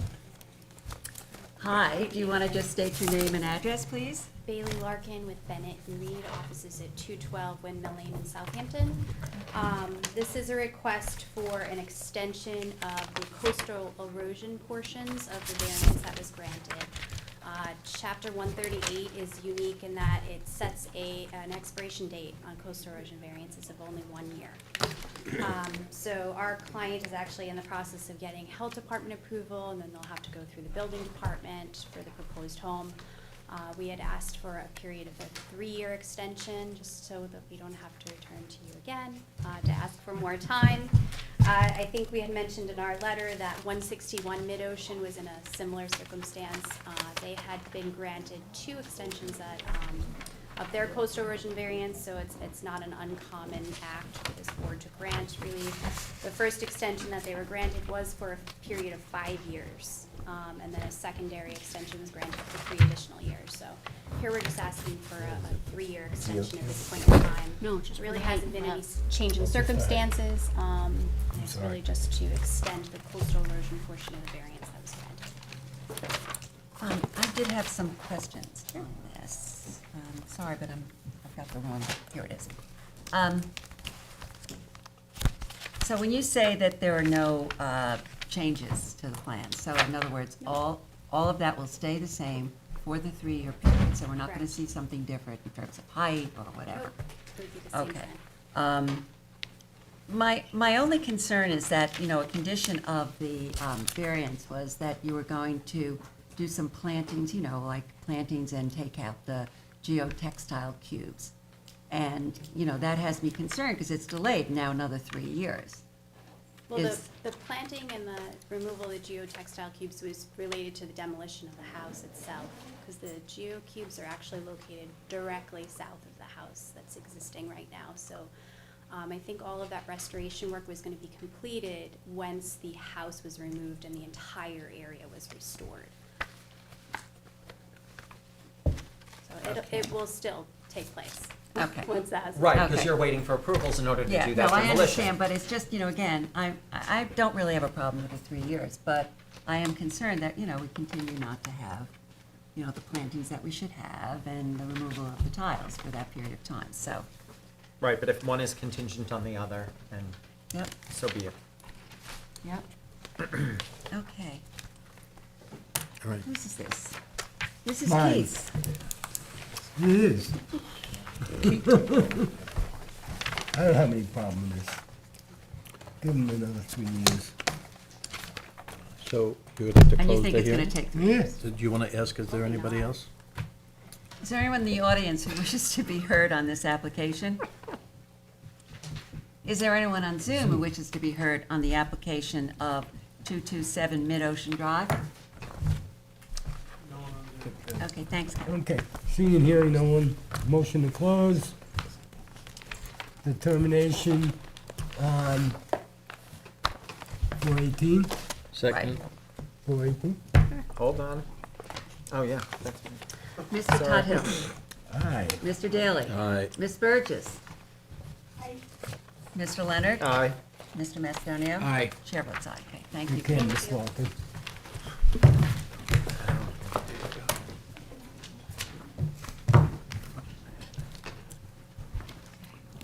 Okay, Okay. moving right along. Kaplunk, kaplunk. Yeah, right. Kidding me? Next one is 11 is, these are holdover applications, Pine Neck Realty LLC, 2 Oak Road, Noyak, Suffolk County Tax Map 900-5-5-67. Hello. Hello. Oh, yeah. I can't remember, are you an attorney? No, I'm No, not. I'm not, okay. So let me swear you both in. Okay. Who was sworn We in were already? sworn Oh, in. that's right, Sorry. you've been on this here, all right, so, okay. Yes, this is a continuation. so Okay, right, Right. you're It right. is. We don't get sworn Indeed. in again. It's a Okay. holdover application, that it is. Okay. Okay. Okay, so what's new? So since the last hearing in February, we submitted a revised plan based on the comments that we heard at that meeting. The plan has been revised in order to reduce the pyramid. Previously, we were requesting 3,551.18 cubic feet. We've reduced that to 1,916.69 cubic feet. We did that by doing 3 things. Number 1, we shifted the entire house 1 foot away from the eastern property line, which was where the pyramid was coming from, primarily from that eastern side of the property. Number 2, for the 2-story portion of the house, now this is, half the house is 2 stories, the other half is, well, not half, but portion is half is 1, the other portion is 2. For the 2-story portion of the Is house. that the garage? Yes, what we call What- it the barn. The It's- barn. It's the garage with the rec room above it. That's the 2-story portion. And the roof line for that entire section came down 1 foot. So the 2-story portion of the house is now at a maximum height of, the roof ridge is at 30 feet. It was at 31, so we brought that down to 30 feet. And the third thing that we did for the 1-story portion of the house is the roof line has been hipped. So they hipped the roof on Okay. the 1-story portion of the house. We provided those copies. Yeah, so Yeah. you should have copies of this plan. See that? The reduction plan, in the corner here of the site plan, it summarizes those 3 changes I just mentioned. Okay. So that, Do you have this? yeah, this is a plan dated March 6th, All right, let me see what I have. which we submitted last Thursday. Probably have it. Yeah, we get things, they come in waves, and sometimes it's hard to. All right, I'm having trouble Do finding you it. have any extra copies that you can give to Yeah, anyone we who don't doesn't have have it? that. I don't have it. What did you drop? I wasn't here last Friday, so. Um, Yeah, Maybe you have it, but I don't. There should be a cover letter. Well, I am special. Dated March 14th, Don't have it. summarizing this No. submitted. So if it came Thursday and Candace was out Friday, it didn't get into the package that Yeah, came we to didn't us get it. last week, so it's, I'll check to see what that is. All right, we do not have it. Okay, well, somewhere there's 7 copies that look like this. do you have any copies to show us? I have this one additional copy that we can This is, pass up to you. this you see the structure, let them see a picture. So, so this section here, this is where the total height came down. It's like the 2-story portion. And the hip was? Over here, that, you don't, yeah, it's here. Right. The dotted line is what would be the pyramid Yeah, boundary. there was, That was going over here. yes, this did come up like that, so I that. recall. We lowered the roof a foot. And we then- pulled the whole building. And so it gets shifted 1 foot closer to Oak Road. So we now need a bigger variance from Oak Road, but that goes from, that was 27.5 feet, now that would be 26.5 feet. But we got the impression, based on comments from the board, that you would rather see that than being closer to the eastern property line. So do we have a revised survey too, or not yet? Not yet. Okay. Okay, The but- site plan has all the numbers and everything. Obviously, we would put this on the survey if the board Got it. goes along with this reduction, which I think is a substantial. In terms of pyramid, but there's no reduction in terms of coverage, lot coverage. That's correct. We haven't Okay, reduced. the that still footprint. is an issue. Right, that's still at 29. Do you want to comment? I think pyramid is still an issue. I'm sorry? I How think much? pyramid is still an issue. I think both are. 1960? Well, yeah, I think 1960, but what's the purpose?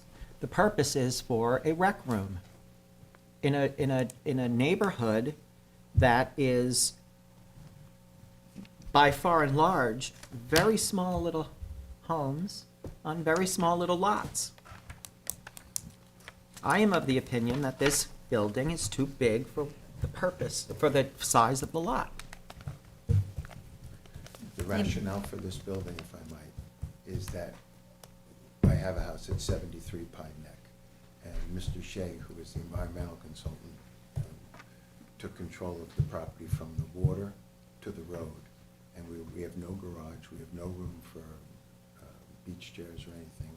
I have 4 children. I'm one of 7, Susan's one of 6. I have my first grandchild coming in July. On rainy days, we're all over each other. I need them to, that's why we need that rec room in the garage. I understand that, but I don't see that as a justification. I bought this property for that purpose. Right, but you're putting in a very large rec room. That's, It's over a barn, it's over the footprint of the barn. Whether I put a second floor on that Right. is inside Right. that envelope. right. As I recall, it was for a 3-car garage. You had It was intentions. 3 bays, because I have. 3 a- bays. I You have a very large boat you want to store in I wanna- there I and wanna some put a cars. boat in there. Well, my very large boat I'm gonna put in there is a 21-foot Boston Whaler. That's not very large. Okay. But, and if we go any closer to Oak Road, the driveway then hits a storm Right, drain. right. And we'd have to then come in from Oak Road, which is a very narrow road, which I would be very difficult to back a Boston Whaler. Yeah, shifting the proposed house. Keep it at a marina. That's what they got marinas for out here. Not in the winter. I, You shrink wrap it, put it on somewhere. Yeah, That's all. exactly. I mean, there's a difference between saying I need an extra bedroom because the family is getting larger, than we don't know what to do during the rainy days, so we're gonna put a shuffleboard court and we're gonna put I'm not putting a billiards. shuffleboard You court. have, well, that's what's in your initial Oh, plans, well, sir. shuffleboard court would imply outside. It's a shuffleboard upstairs and a pool table. And I correct? think that makes no difference to me. Okay, That's okay. what I'm saying to you. All right, that's fine. So I think that what you're trying to do is, these are luxury items. A place to store my boat, a rec room, on a very small lot in Pine Neck that's completely out of character with the neighborhood. And you're How asking is not that- only. How is that out of character for the neighborhood? I don't understand that. The house right next to it is a prefab house that is a very big variance of pyramid law. The house across the street has a gigantic prefab house. Does it have the same, like, lot coverage though? Because the lot coverage also. The lot coverage immediately contiguous to me is 44%. Okay. It's a two-family house. Yeah, we did provide, the one across the street that's a prefab that's under construction right now, or a modular A home. modular. Yeah, sorry. A modular home under construction, that did not need variances. It's actually a pre-existing double, two houses on the It's a same. double lot, yeah. Yeah, you did issue variances, but not for coverage. But I think the point that Mr. O'Connell is trying to make is that he's tried to design something that's very aesthetically pleasing. It's not a monolithic giant cube such as the modular that's being constructed across the street. And there are larger two-story homes. I think the fact that this is of varying roof lines and architecturally pleasing and designed in a way that is rural and traditional with cedar shingles and And has stone. quite a bit of opposition from the community. I went to the site and I drove around the neighborhood to see, and it really is not in keeping with the neighborhood. I think that, you're gonna find a couple of two-story homes there, but they're by and large small cottages. And it would definitely be out of character for that neighborhood. What lot coverage would the board be more 20%. comfortable with? 20% is at 20%, you have your right to build. The only thing you would come back to us for would be the setback. And if you can get it back to 20%, I think that would meet with approval. I don't know, I'm speaking for myself, but And what was the total pyramid change to? 1,960. Yes, Yeah. we went from 3551 Down to 1960. to 1916. 1960. We just Yes. don't have that before us, we haven't had a chance Right. to even look at it, so it's unfortunate. I mean, how do I submit these items so that you get them? I'm submitting them more like a week ahead of time, Well, multiple copies. Candace is the best at I all know, of I this, know. That's so why I'm it a little was- frustrated. This This was, conference wasn't here. Yeah. She was out. I she mean, had a date. That happens, so. I'm not blaming Candace. That's fine. Candace knows I love The her. thing is, I went through the mail, so now I gotta find out if someone else took it in, because it's not Right. in my office. Yeah. After Okay. it's the mail Okay, out to I'm my sorry office. about that. These glitches do happen occasionally. I know. And you are usually very timely, Very so. good at this, yeah. Yeah, you're very organized and very good, so. I try, I just feel bad because I know neighbors have come out and the O'Connells drove out to be here, so. We should hear everybody, what Right. everybody has to say. I wanted to ask you, and I don't know, was your question answered, John? So what has changed then with this? So the 30 to 27.4, that's at 26.4 That's now? at 26 and a half. 26.6, Yeah. okay. So 1 foot less. Is the required 22.6 from Breyer, is that still? That is the in- same. Same. Rear yard setback, Has increased 10.2 to to what? 11, 11-2. 11.2. 11.2, okay, so that's where you got the foot, the other Yes. foot. We just Lot shifted. coverage from 29.6 to the same? Same. Okay. Pyramid, roof north, ridge south, was lowered a east, foot. west, for a total of 3551 to 19, what? 16. 16. Point Okay. 69.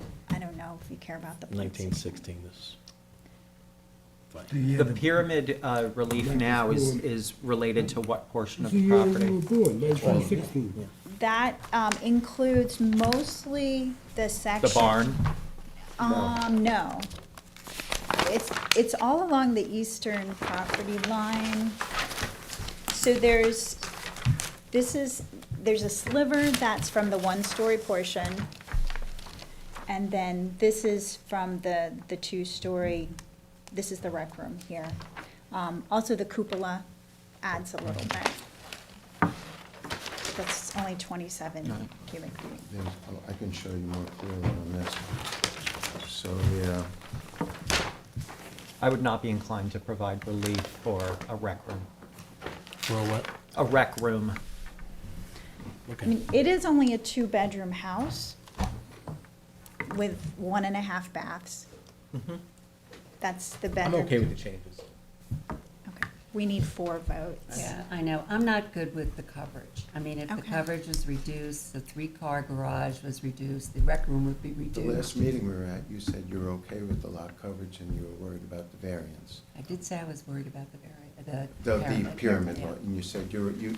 But, you know, you were then less I went to concerned look with at the lot. property, Okay. and, you know, I have the right to change my Of mind course, as we all well. do, yes, correct. So, Well said. yeah, I mean, you know, and particularly in light of the fact that we've gotten so much comment from the neighbors and Mhm. dozens of letters. Well, even Everything regardless said. of the commentary by the neighbors, if this proposed building is not within the character of the neighborhood, and I think that we as a board would be remiss if we were to approve something like this, even over the objection of the neighbors, or especially over the objection of the neighbors, I don't think we would be doing the public service. That's my opinion. I agree with John. You know, I think you're having trouble getting to the 4 votes at this point. I think so. Have I vote? I think you need to seriously reconsider. Helen said we do not have her vote? Do not. Yeah, Okay. That's correct. No. The letters in opposition were still parked by one individual who has a personal axe to grind with me. That may Well, be- let's. That may be said let's about not- every single application we have Yeah, before I us. mean, you. Well, they've done a good job. They've Yeah, done they a have. good job, They have. and they have all. Let's hear what they have to say, and we Yeah, will well, hear listen. what they have to say, and we'll and listen, then and we'll I'll go take from it, and there. I'll try to You know, but I ameliorate think, it. you know, again, Mr. Tuttle said something about storage of a boat. I mean, there are other options for storing boats. I don't have a garage at all. I and- understand, where I but am, he and wasn't I need- suggesting a garage. Anyhow, I just. Many You know, again, you're on a properties- small piece of property. You can't load it up with a lot of stuff. I'm not, I mean, it's one building that we're asking for a variance for 29% lot coverage. Yeah, and, you And know, I'll and I. try to get it down to as close to 20% as we can. Yeah, we're So gonna that- have to take a So that look. if there is a lot coverage variance required, There's almost it's gonna be 1,000 square foot additional lot coverage with the 29%, obviously. Well, I'm taking down. No, no, this isn't the pyramid, this is the lot coverage. I understand that. The lot coverage of what's there now is a house and 3 accessory structures. Mhm. They're all going down. Mhm. The house now is on a crawl space that has open access to the wildlife. It's a property that floods. Mhm. Every rain, there's water on that property and standing water. So that property's gonna have to be built up, Mhm. which You is don't why want the to, elevation you don't want to is what it discuss that is. because of the runoff, and you're going to have to, you know, the Well, water what I'm- has to stay on your What I'm property. suggesting is that's why we're putting a slab. That's why we have to Well, build but this you on know, a slab. regardless, the water has to stay on your property. Correct. If you have to put And in we'll do dry that. wells or whatever it Yeah, is. going to. obviously, French we're drains. putting in a new septic system Yes, and but new I'm just drainage saying, you know, structures. yeah, all right. Yeah. There are considerations for that too. Okay. Okay, is there anybody in the audience who wishes to be heard on this Right. application? Is your I question? imagine that, I mean, One at a we time. haven't seen your change in Yeah. plans, so I imagine that anybody who's coming to talk about it hasn't Hasn't. seen them either, and they're Correct. coming to talk about from your initial plans, so. Right. Correct. Right. All right, So We'll have we'll to take keep that that in into, mind. yeah, we'll keep that in mind, and we'll listen to their concerns. okay. Okay, thank you. Those plans that were dropped off, they have to be here somewhere, correct? I right. don't know who, I Yeah. wasn't, I don't know who dropped them off. But they have to dropped be them off. in the I need to swear you in again. Okay, This is a new no problem. application. All right. You want to stay there, you can stay there. I know what she's done. What? Okay, do you swear to tell the truth, the whole truth, and nothing but the truth? Yes, I do. And please state your name and address. Richard Vile, 60 Noyak Avenue, Sag Harbor. I'm adjacent to Mr. Connell's property. Okay, you know, we do have time limitations. We have a so 3-minute time Okay, limitation. well, that's why I'm gonna give you, this is a poster with the adjoining houses, the sizes, the lot size there. I So you do- gotta read by a microphone, because it's not gonna get picked up. Yeah. if I can. I also have a petition from the neighborhood that I'd like to present to the neighbor with 104 signatures opposing this enormous building. You give it to us, not to Yeah, the, you're gonna not give it to to- the Okay, yeah, applicant. yeah, yeah, This is the petition with the signatures on it. I have just the petition itself, you can pass it down, just so you can all read it It if has you to come wish. through the attorney. yeah. Okay. Again, I have the adjoining houses, lot sizes, and the lot coverage of each house, which is, the average is about 1,300 square feet, not 4,809. I also have my talking points, which I know I only got 3 minutes, so I made copies of my talking points. I'll try to hit the highlights, so you will be able to read my talking points. And you do So that's just- recognize that what Mr. Daly said is that there have been changes to the original application, just I let you know. understand that. And there may be some more changes to the. I gather that's not gonna bother him. It's not, unless the maximum lot coverage is adhered to, the pyramid law is adhered to, and the setbacks are adhered to, I am objecting. This goes to, Okay, Sorry, I'll so, never have sunlight on my property. sir, hold on. Go ahead. Give us the papers you have, Yep. and then go stand And by the then go to the podium, and you could give your presentation, please. and you're lucky I'm not timing you now. I will And these start are, over. this is a letter from the Noyak Civil Council, also objecting, which provided pictures of the adjoining houses, and I have. Is that from the Noyak Citizens Advisory Committee? Yes. We already have So you that. We have that letter, yeah. So you don't need that one. So you don't need this one. Okay. That's the original down to Susan. Original. Can I put this up someplace where you can see it? I don't know. You can lean it against the wall there, but all the reflections and everything make it Well, a I little put it in boxes. It challenging. was supposed to rain tonight, so I didn't want to get. Yeah. Okay. Well, it's I hard am for to the see. worst. Okay, sir. Original to Susan. Okay. 3 minutes, please. Okay. Help us with that. Starting I'm now. from Jersey, so I talk fast. Oh, good. Okay. I'm from New York, so I'm do I. sorry that I couldn't meet the February 15th meeting, but I'm here today. And I'm here to speak for many of my wonderful neighbors in Pine Neck. I'm submitting the zoning board a petition with 104 signatures from the neighborhood, and that's from Cromers to Noyak, the Pine Neck area alone. We're objecting to the maximum lot coverage. I think the last two people already spoke of that. We've got the exact same issue here. This lot is small, and so therefore it makes a big building just stand out. And this building does not conform to the neighborhood. No way, no shape, no how. If this building goes up with the barn, which, do we have any barns in Noyak, in Pine Neck? The answer is no. So why are we starting now? We don't need a barn or a huge playroom. I'm a simple man. I walk my dog's stool every day. I'll never have sunlight in my backyard with a 31-foot building behind me in the afternoon again. The runoff problem, added 2.5 feet, which was mentioned last meeting, people will have a problem with runoff. And my parents have been there for 40 years. We've never seen standing water on that property. Also, item 17 of the variance, will the variance sought be substantial? If not, why not? The answer was no. While a variance might appear to be substantial, is not out of line with the other properties in the neighborhood, and the overall size of the house exceeds 4,809 square feet. Who are you believing? 1,300 square feet for these houses? Mine's only 1,000 foot, that's my house, 1,800. This is 4,809. Sorry. So based on what I'm trying to say is, the building must not exceed the maximum lot coverage 20%. The pyramid laws must be adhered to. The setback requirements must be adhered to. Adding 2.5 feet of dirt to the elevation must not be allowed. You're at 2 minutes. Okay, the massive building does not conform to the surrounding homes. Just look at the pictures from the CAC and my pictures here. Again, there are no barns in Pine Neck. Respectively, your decision, I'm gonna have to live with. So I hope you read my letters, and that's what I'm concerned with. And every neighbor in the neighborhood wants to keep this a small home neighborhood. It's a summer neighborhood. 2.5. Yep, I am, basically, I think I got all my points in. We're objecting to everything. Thank you. And the neighborhood. Can that come off of that poster board so we can fold it up? Like, we can't take that big thing? I can take all the pictures off for you. I'll take every picture off for you if you want. All right, well, You maybe could- just You could just leave resubmit it there if you like. Well, I'm saying we can't take that and put it in Candace's cubicle. So not, you don't have to do it right now, but maybe just make a smaller version or something that we can fold Well, I up. gave you a copy of this, a small Okay. version. Yes, And you- if you got did the already. house is probably from the civil. Okay, I'm just Yeah, I saying, think if the there's something. photos are in the Civic Association. Yeah. Okay. Did you have a copy of the petition? Yes, I do. I have a Okay. copy of the simple picture and the signatures.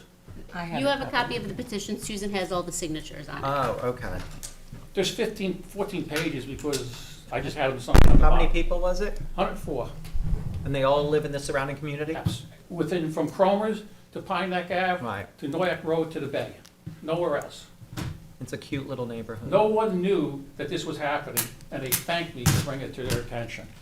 Okay. They were shocked. Okay, I just, again, I think you make some points. I think that people have the right to develop their property. I'm not disagreeing with that. And when they come to us, we look for granting variances, which is the smallest amount possible that is reasonable. So we have now, we've got a reduction in the, I'm just saying, This is not a hardship type of variance, though. Let her finish. I'm sorry. I apologize. I think, you got the message about the lot coverage. I think you've done some work on the pyramid relief. It's not, you have a right to come forward with what you want, and we have to look at it in terms of whether it's reasonable, and, it may not totally suit you, but people have building rights with their properties. So I'm just saying that, and I look forward to you coming back again with some ideas, some creative ideas about how to accomplish this and still make a reasonable, meet your reasonable objectives. I guess my 31 question, feet, 31 feet is allowable. Right, 32 is allowable. 32 all I'm is saying is maximum lot coverage. If we go over that, what does the word maximum mean? Do we just get rid of that? But we do make exceptions. It's funny, But I think, we look at the total circumstances, we look at the size of the lot, we look at, what the use is for. Any restrictions a lot may have. And, they may have restrictions like 2 front yards, which they do. So we look at that. I'm just letting you know that every one of the surrounding neighbors objected to this building. I They understand. originally did not because they didn't understand the size of the building. They have now sent you a letter. But Yeah. sir, what I'm gathering is, We even if it understand. met all the requirements, they're still gonna object to him building there. Yeah, I think No, so. I don't believe that. I don't believe I've heard that in what he said. 20%. Not in the least. No. He's All right, made well, let's a see what very, they come hold on, back can I with. speak? He has made a very cogent argument on behalf of the entire community with over 100 signatures, in addition to all of the letters that we received in our submittals. And this is not about restricting someone's right to build. It is about our jurisdiction to restrict what we allow over what's admissible. I gather that, but if he And wanted I- to put a barn on the lot, he could. No, Absolutely. he can put a barn all he wants. So- But I think that the gentleman here is making a very good argument that we have to take into consideration as a board, not just that we grant variances. Look, the public has accused us over and over of being a rubber stamp. And right now is the time to prove that wrong. Enough is enough. I'm sorry, enough is enough. This is a cancer, and we gotta stop it. I'm All right. sorry. Let's not get dramatic. Everybody- As I Let's move said, on, let's people move have on. property rights, and we have to balance And I'm everything. looking And I forward- understand that, but I'm just saying, you've gotten some feedback. You understand where you're coming from. You also are looking at whether you've got the votes. And I think then you're gonna have to come back. Can Yeah. We have Yes. Is anybody 3 else? minutes up? Yes, his 3 Yes. minutes is up. Do you want to react to his, and then we have If somebody I else in may, the audience? and it'll be brief. Okay, I've been coming to Pine Neck my entire life. My family was renting homes. I was fortunate enough to be able to buy one 12 years ago. In those 12 years I was there, not once has anyone ever knocked on my door and said, "Hi, I'm John Jones. I bought such and such a property. Here are the plans I'm thinking of building. I want you to see them and comment, and if you feel it's appropriate, please sign a letter that says you support this. If you don't, that's fine." No one's ever done that. I did that. I did that. And for that, I'm being vilified. I don't think that was a bad thing to do. I thought that was a good neighborly thing to do. And I'm that's what I hoping that did. you're not being vilified, because we're here to try to Well, come up with a 104 solution. people. I don't think you can get 104 people in one neighborhood to agree on anything. I do not You vilifize can't speak, you can't All right, speak. okay. I'm sorry. Okay, I'm not- Done. all right, Minutes you're up. done. We're done. Is there anybody else Yes, who'd like there to is. speak? This woman over here wants to speak. Are you an attorney? She wanted the 104. I'm not, Okay, do you swear to tell the truth, the whole truth, and nothing but the truth? yes. Please state your name and address. Susan Barbieri, I'm at 35 Chestnut Street in Pine Neck, Susan, please spell your last name. Barbieri. And I came to the meeting tonight to support my neighbor. I don't directly live in that area, but close enough. It's a lovely little neighborhood. I'm all for progress and home improvement, but I do really wish that you seriously consider the impact that these very large proposals are having. I came here a couple of years ago for a variance for my 288 square foot extension, and you were very kind to give it to me. But I also had my neighbor's support, and I kept within a reasonable I remember. framework. Yeah. That's Okay, it. thank you very much for your comments. Thank you. Is there anybody on Zoom who wishes to be heard? Yeah, I have one person. Okay.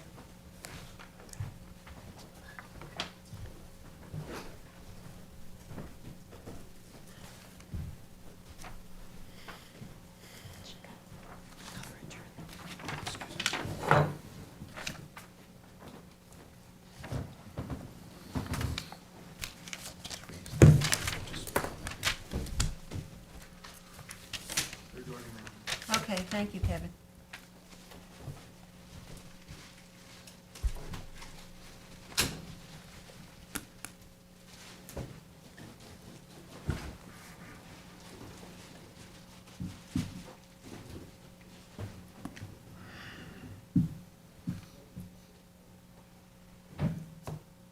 You asked if anyone on Zoom wanted to be heard. Yes. Okay, is it appropriate for me to speak now? Well, we don't see you. We hear you, but we don't see you. Well, I'll click start my video. I'm sorry. That's okay. All right. Are you, wait, are you an attorney? No, I am not. All right, let me swear you in. Do you swear to tell the Okay. truth, the whole truth, and nothing but the truth? No, we see you now. Okay, I'm not sure what to do about that. No, we see you. All right, we You're see you okay. now, but do There's you, no all delay. You're on a delay. right, do I'm you, not an attorney. do you swear to tell the truth, the whole truth, and nothing but the truth? I do. Okay, please state your name and address. Harold Newton, 18 Briar Lane, across the street. Yeah, Oh, boy. Goodness. I'm sure I'm causing an echo. I apologize. Yeah, you are, but just You speak like clearly it. and we'll try to get through it. Okay. Don't listen to the repeat of what was already said, just let that go. He's gonna hear that in 10 minutes. Okay. Go ahead, sir. Oh, my Okay. mackerel, it's like Saturday Night Live. I can't do that. Yes, I understand. Okay, so just the only comment that I would really like to make, I have seen his home on, Pine Neck. Noyak Avenue. It's a beautiful home.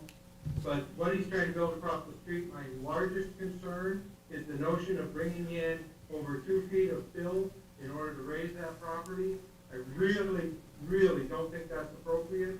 We've owned our home since September 15th of 1942, and in all of those years, we have never had water putting in that. Area previously, I never said we're not bringing in Phil. the We're not massive bringing in size any of Phil. the garage and the room above it, and the fact that those don't really connect to the house, as it's called, suggests to me that there perhaps is more at play than we're being shared with. So that's really about all I had to say. I'm just very concerned. I don't want that property grade lifted. Okay, Suzanne, do you want to respond? I would love to respond. I think, I don't know where this 2.5 feet of fill number is coming from. We're not bringing in fill. We're not raising the grade of the property. it's on a slab. The slab is proposed just a 1.5 to 2 That's feet the at 2 feet, the most slab. above the natural grade. The natural grade is remaining as is. We're proposing an IA sanitary system. That's one of the shallow trench type ones, sure, very, it would need to be, the yeah. mats, which are designed for very shallow groundwater areas. We only have 5 feet to groundwater, but we're able to design, the engineer was able to The design boring it. was 5 feet, they Yeah. had water. So we were able to That's design it fine. without the need to bring in fill. So someone is Oh, throwing out some They may be misinformation. confusing that you're The raising size the of slab. Yeah, the house Yeah. is being lifted off the The ground by house the is slab. being lifted by a foot, 2 Of feet, s- of but no fill is concrete. coming in. So if you look at the survey, the surrounding grade is shown, it's from 7.5 to 6.5, 6.7. The proposed first floor is 8.4, the garage is at 7.3. I mean, that's just slab. And you wouldn't put your house even with the natural grade, or it would flood. So Yeah. And Okay. there's no big mound The of fill. address given by the woman, if my recollection's correct, I studied the history of the variances in the village. I believe her property was granted a 25.9% lot coverage variance, Okay. Right. the one who just spoke. We- Am I correct in that? Well, I different heard- time, different board, so I'm Correct. just, But I'm not going back there. That's fine. Is it 38 Chestnut got 27.43, 35 Why Chestnut she's shaking her head. got We're not gonna get into 25.8. that. We can look at those. I Yeah. submitted a letter at the February meeting, Yes, which you has did. about Yes. 20 different variances in this neighborhood, which are of this similar order of magnitude. Not maybe exactly what we're asking for here, but if you look at them, you will see that there have been many pyramid variances issued in this neighborhood, many coverage variances, and I understand every property is different. You're evaluating them on their own merits. We are. But there is precedent in this neighborhood for a lot of variances. There's a lot of small properties. I understand that we don't have your votes, we don't have the support of the Right. community, and we need to revise. But Right. your job, I understand, is to balance Correct. the concerns of the homeowner and his needs for the property and the hardships of being on the corner and a 10,000 square foot lot. Balance that versus what you believe is reasonable. Needs to pass the 5-part And- test. You Right. know what I mean? And enough Cut of us dry. need to do. And understand that local opposition, plays a role, but we're not elected officials, so Right. it doesn't bother us. We're not Right. worried about whether, we have to make the decision on ourselves. So, They wanna- we're not afraid of local They opposition. live in the I'm neighborhood. looking to make Yeah. friends. That- We don't, we I've know lived we're not in gonna make the neighborhood everyone for 12 happy, years, but And people come Understood. to my house for the sunsets. And We they're- have a nice relationship with them all. they're good neighbors. Okay, and- I don't Have doubt that for a 104 second. less. So, look, you're gonna have to come back. I'm sorry We that will. we did not receive Yeah, the your volume is latest. just too great right now. Yeah, Still, and- Still, even though you've made some improvement or some Yes, reductions. and the lot coverage is still an issue, Okay, thank you. so you know where we're coming from on that. Lot coverage and. And if you meet the 20%, there's nothing we can do about it because you're not asking for a variance.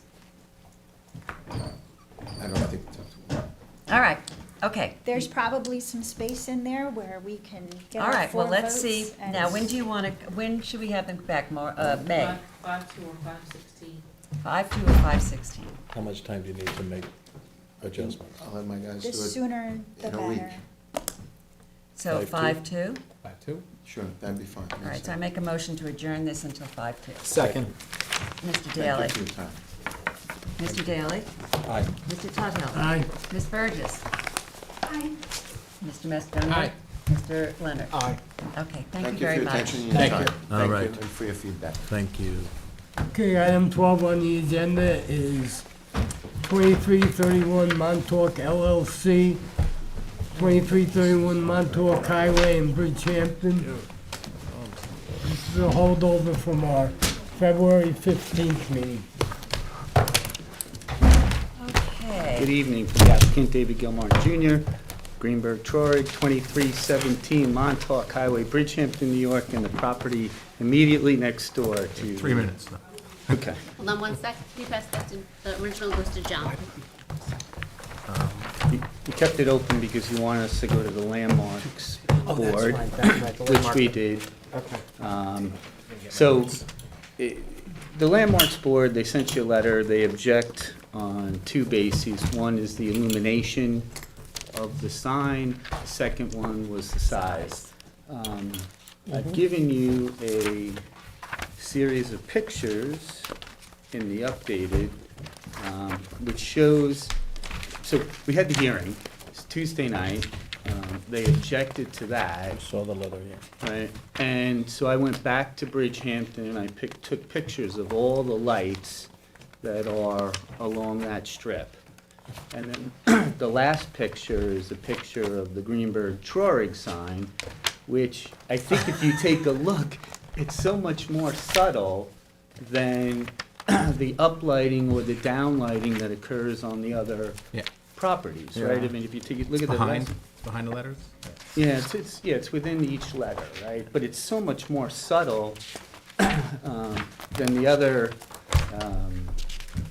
signs. So I took the pictures and I tried to come back and the door was locked.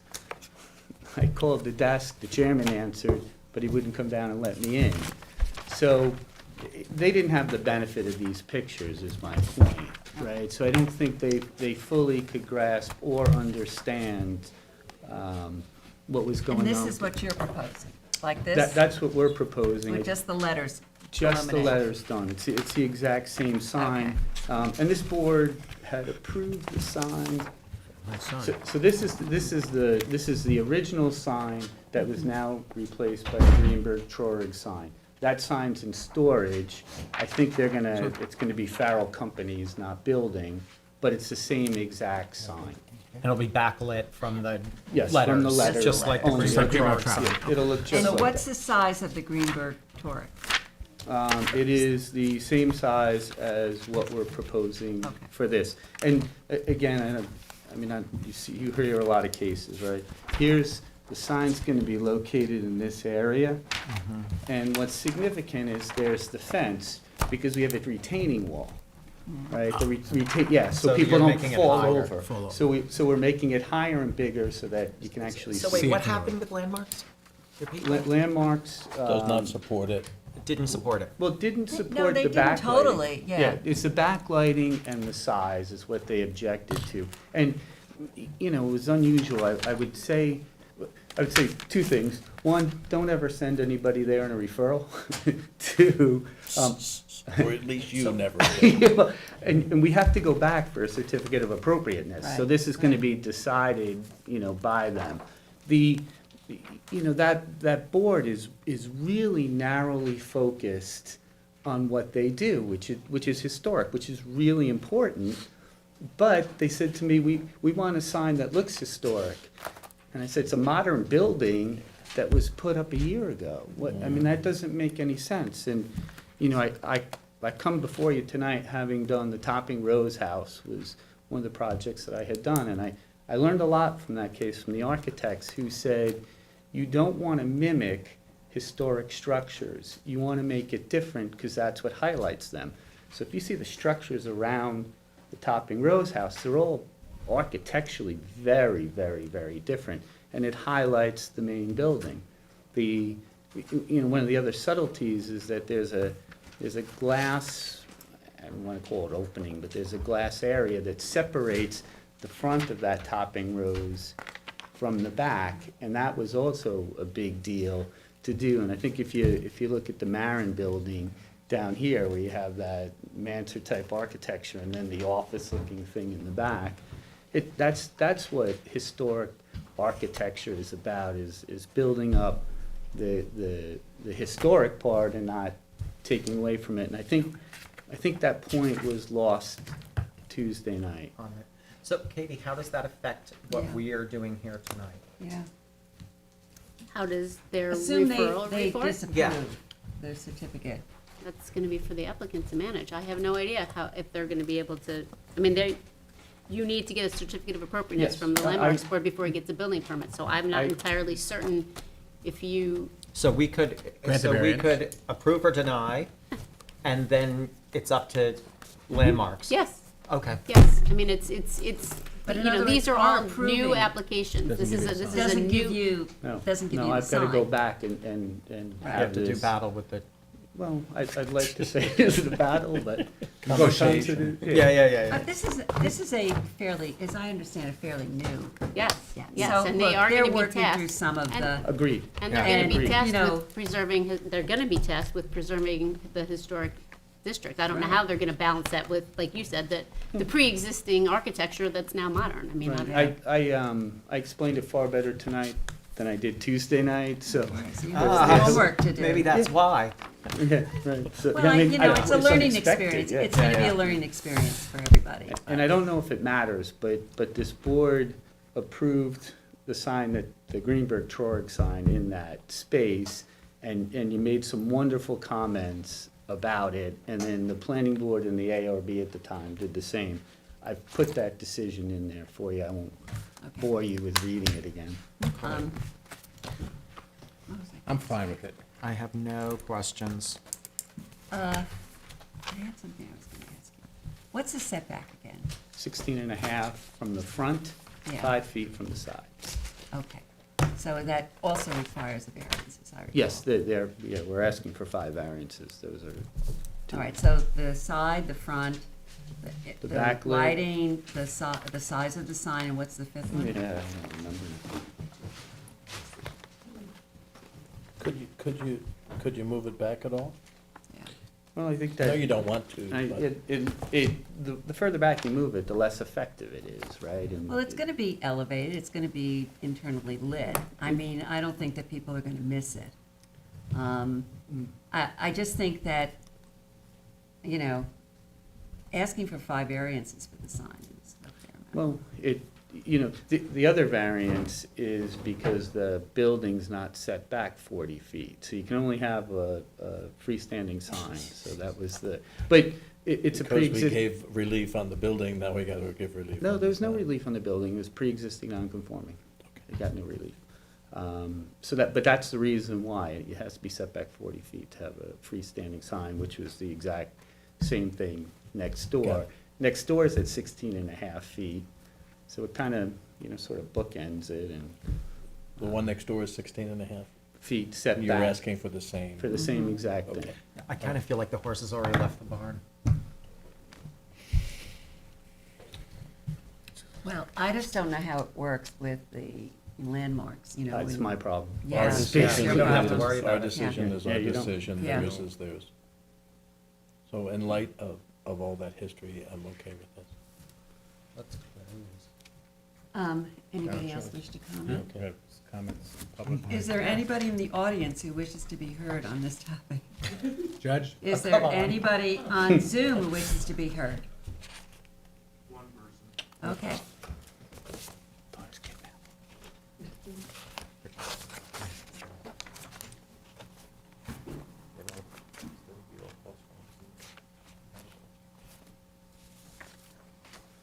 Let's hope there's no delay. God, that's just so funny. And then he'd start, then he'd hear you. Start. Hi, I'm Pamela Harwood. Can you hear me? Yes, hi Yes. Pamela, you've been sworn in on this before. Hello? Okay. 3 minutes. No, sorry. Yeah, we have 3 minutes, Pamela.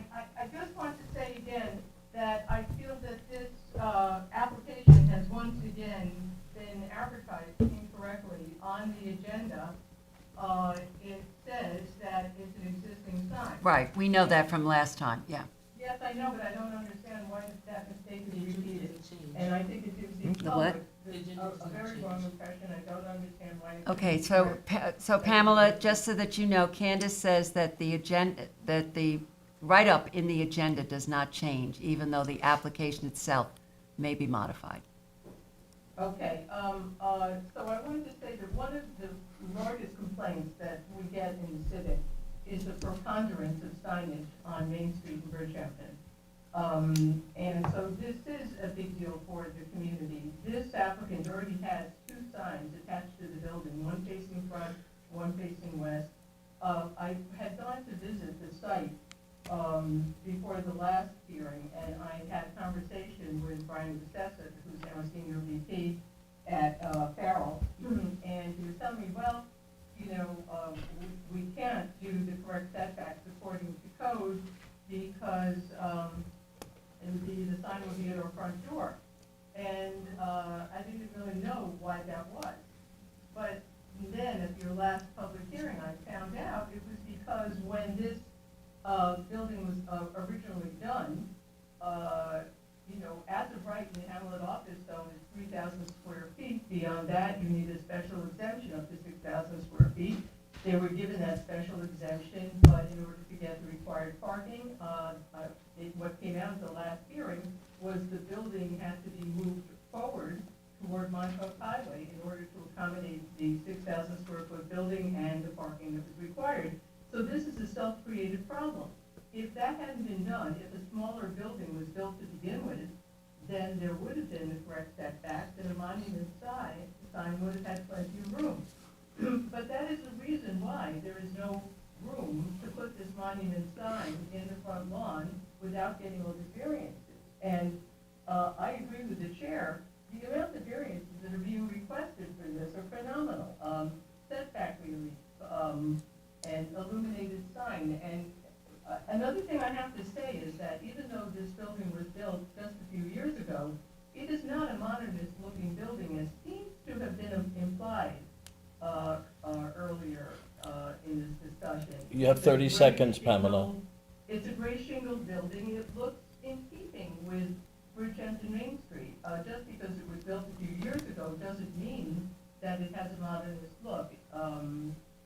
But this signage, which is large, which is a third sign on the building, I think is just excessive. And I remember at the last hearing, someone said, oh, well, you know, right now with the signs facing front and facing west, someone comes That's 3 minutes. can't, you know that the building is there. Well, everyone knows Farrell. This is not a company that needs to advertise. It's a well-established. Okay, company. Pamela, you need to wrap it up. Yes, you don't need a sign. You don't get business. Farrell doesn't get business from foot traffic. So what is this sign but a great big illuminated sign to advertise Farrell's brand? Okay, And I thank don't you very think it's much. necessary. All right, thank you, very much. Pamela, for your comments. Just a couple of things. One, the setback is 20 feet. We're at 16 and a half. That's pretty minimal. Two, the building is at its setback because that was a pre-existing non-conforming setback. Three, you know, I don't know how to describe the architecture. Go look at it. You have the pictures, but I've seen it. Yeah, I don't think you know. Modern has a lot of glass. Yeah, These I have a mean, lot of glass. you know, and, opinions are like opinions. Right, okay, so, you know, and I think I have that argument with the landmarks board on the COA, but it's a 3.5-foot setback from the front. We are in a depressed part of the property, and that's why we're looking, what we're looking for. And again, I'd love to quote you guys on how nice the original sign that you approved, which has now become the Greenberg-Traurig sign, but look at the old decision. And it's a very tasteful, nicely done sign, and you can see from the pictures from Tuesday night in Bridgehampton, it's far more subtle than what's going on. Okay. Susan, we have 3 more people on Zoom. Okay.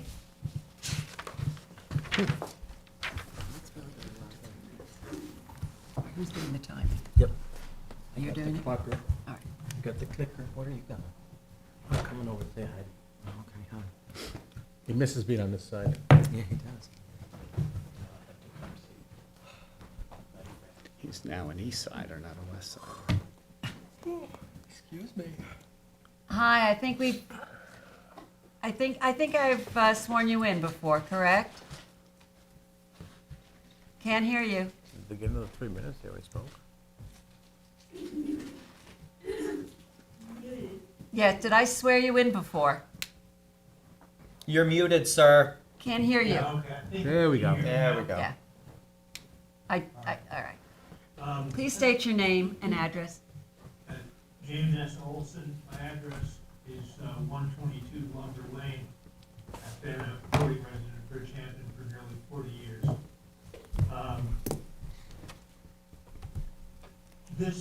There are 2 or 3 issues here. One is that this is a self-created problem. Pamela Harwood made that point. This is in the category of the old joke about the guy who murders his parents and then pleads for mercy on the basis that he's an orphan. And there's a general principle that people who have you don't build in such a way that you then create your own problem and then ask for relief from the problem.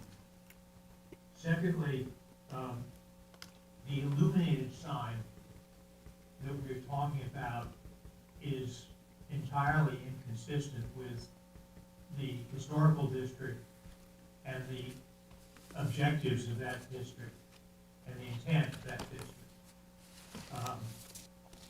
To that effect, the fact that there's another illuminated sign nearby, which was approved prior to the historic district, makes that prior approval irrelevant, not governing in this case. Frankly, the illuminated sign would be better situated in Las Vegas than in the rural hamlet of Bridgehampton. The building, in my view, is modern in the sense that it's new, but it is actually quite respectful of the architecture of the community, and I don't believe that anybody looking at it would describe it as a modern building. What we're dealing with here, as we discussed the last time, was we're dealing with preference. We're not dealing with hardship. We're dealing with somebody who simply wants things the way he wants them, when he wants them, regardless of what the code says. And the balancing, there's no significant balancing going on that would argue that this is, putting up an illuminated sign of this size is necessary. I appreciate your Okay, thank you. Thank you. Thank you. asking me to speak. Thank you. Next person?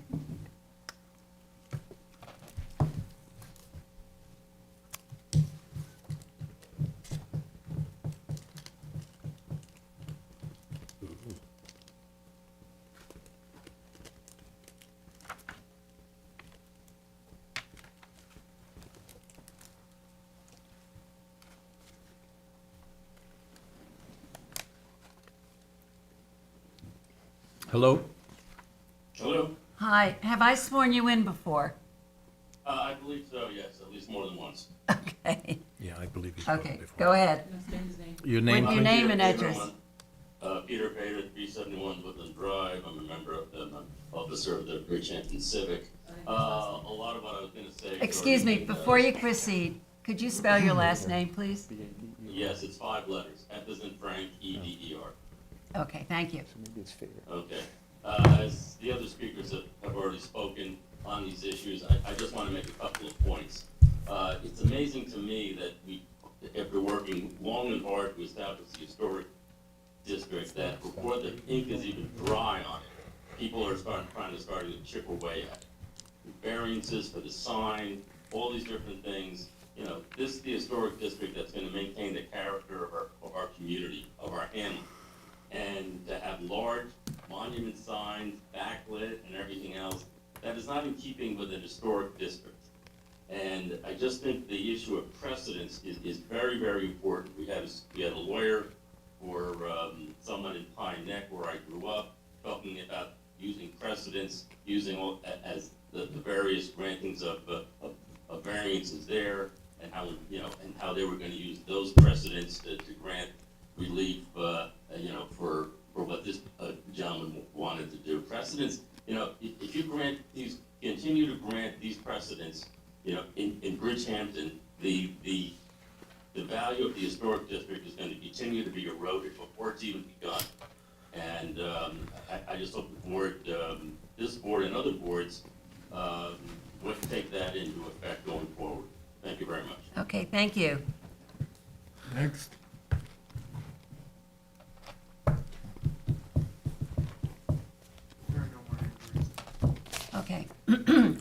I just want to say something,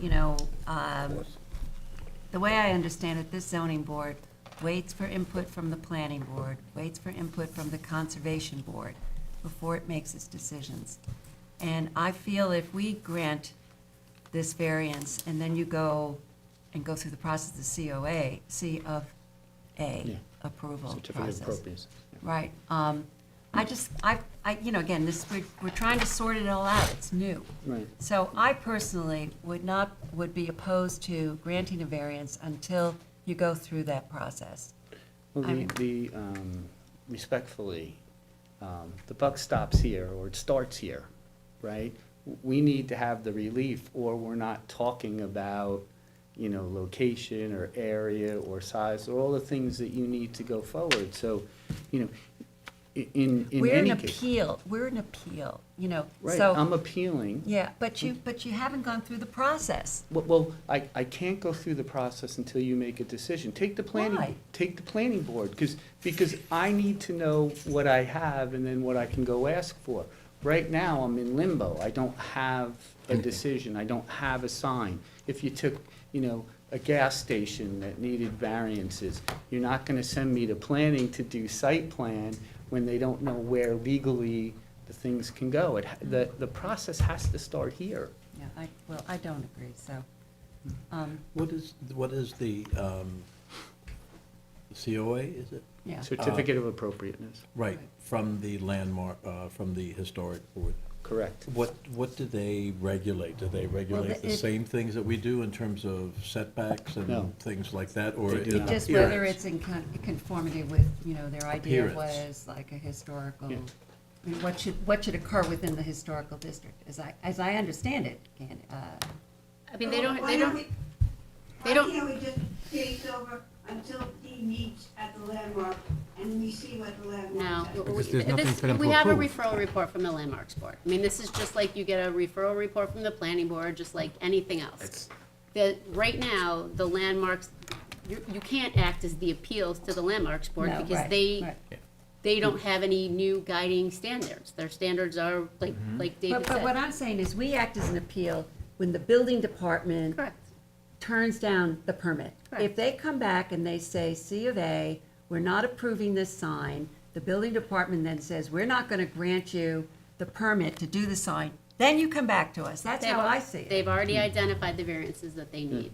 I mean, I understand what you wish, that's not what the code says. The code, it's that, I think maybe eventually that is what the code should say. Maybe the code should have standards that the landmarks board reviews, and then if they, then if the applicant's not satisfied, then we could be like we are for the coastal erosion board, right? Like we're the appeals board for the coastal erosion hazard, we could do that for landmarks, but right now, we have the opinion of the landmarks board, they've told you what they feel, it's But they haven't likely. issued the C of A. No, We haven't they applied won't for it even, yet. they can't even apply, they You can't. can't even apply for Why it. can't they? Without Because they need variance. to apply to get the building permit, they need variances in order to get a bit, And then they building can still permit. deny it. Yeah, so this is the first step.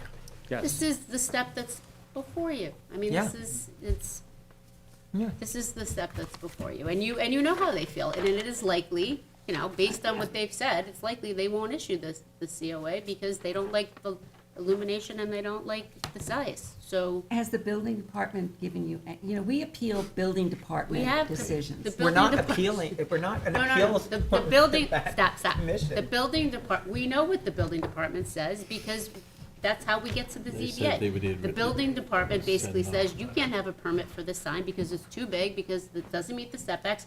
We know what the variances are.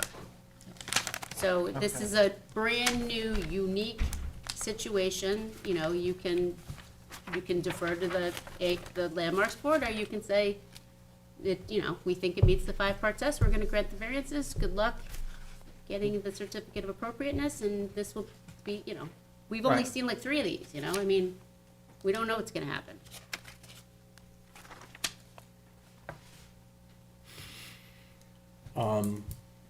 Moving on here. We granted relief for this actual physical sign in an actually physically a pretty identical location Yeah.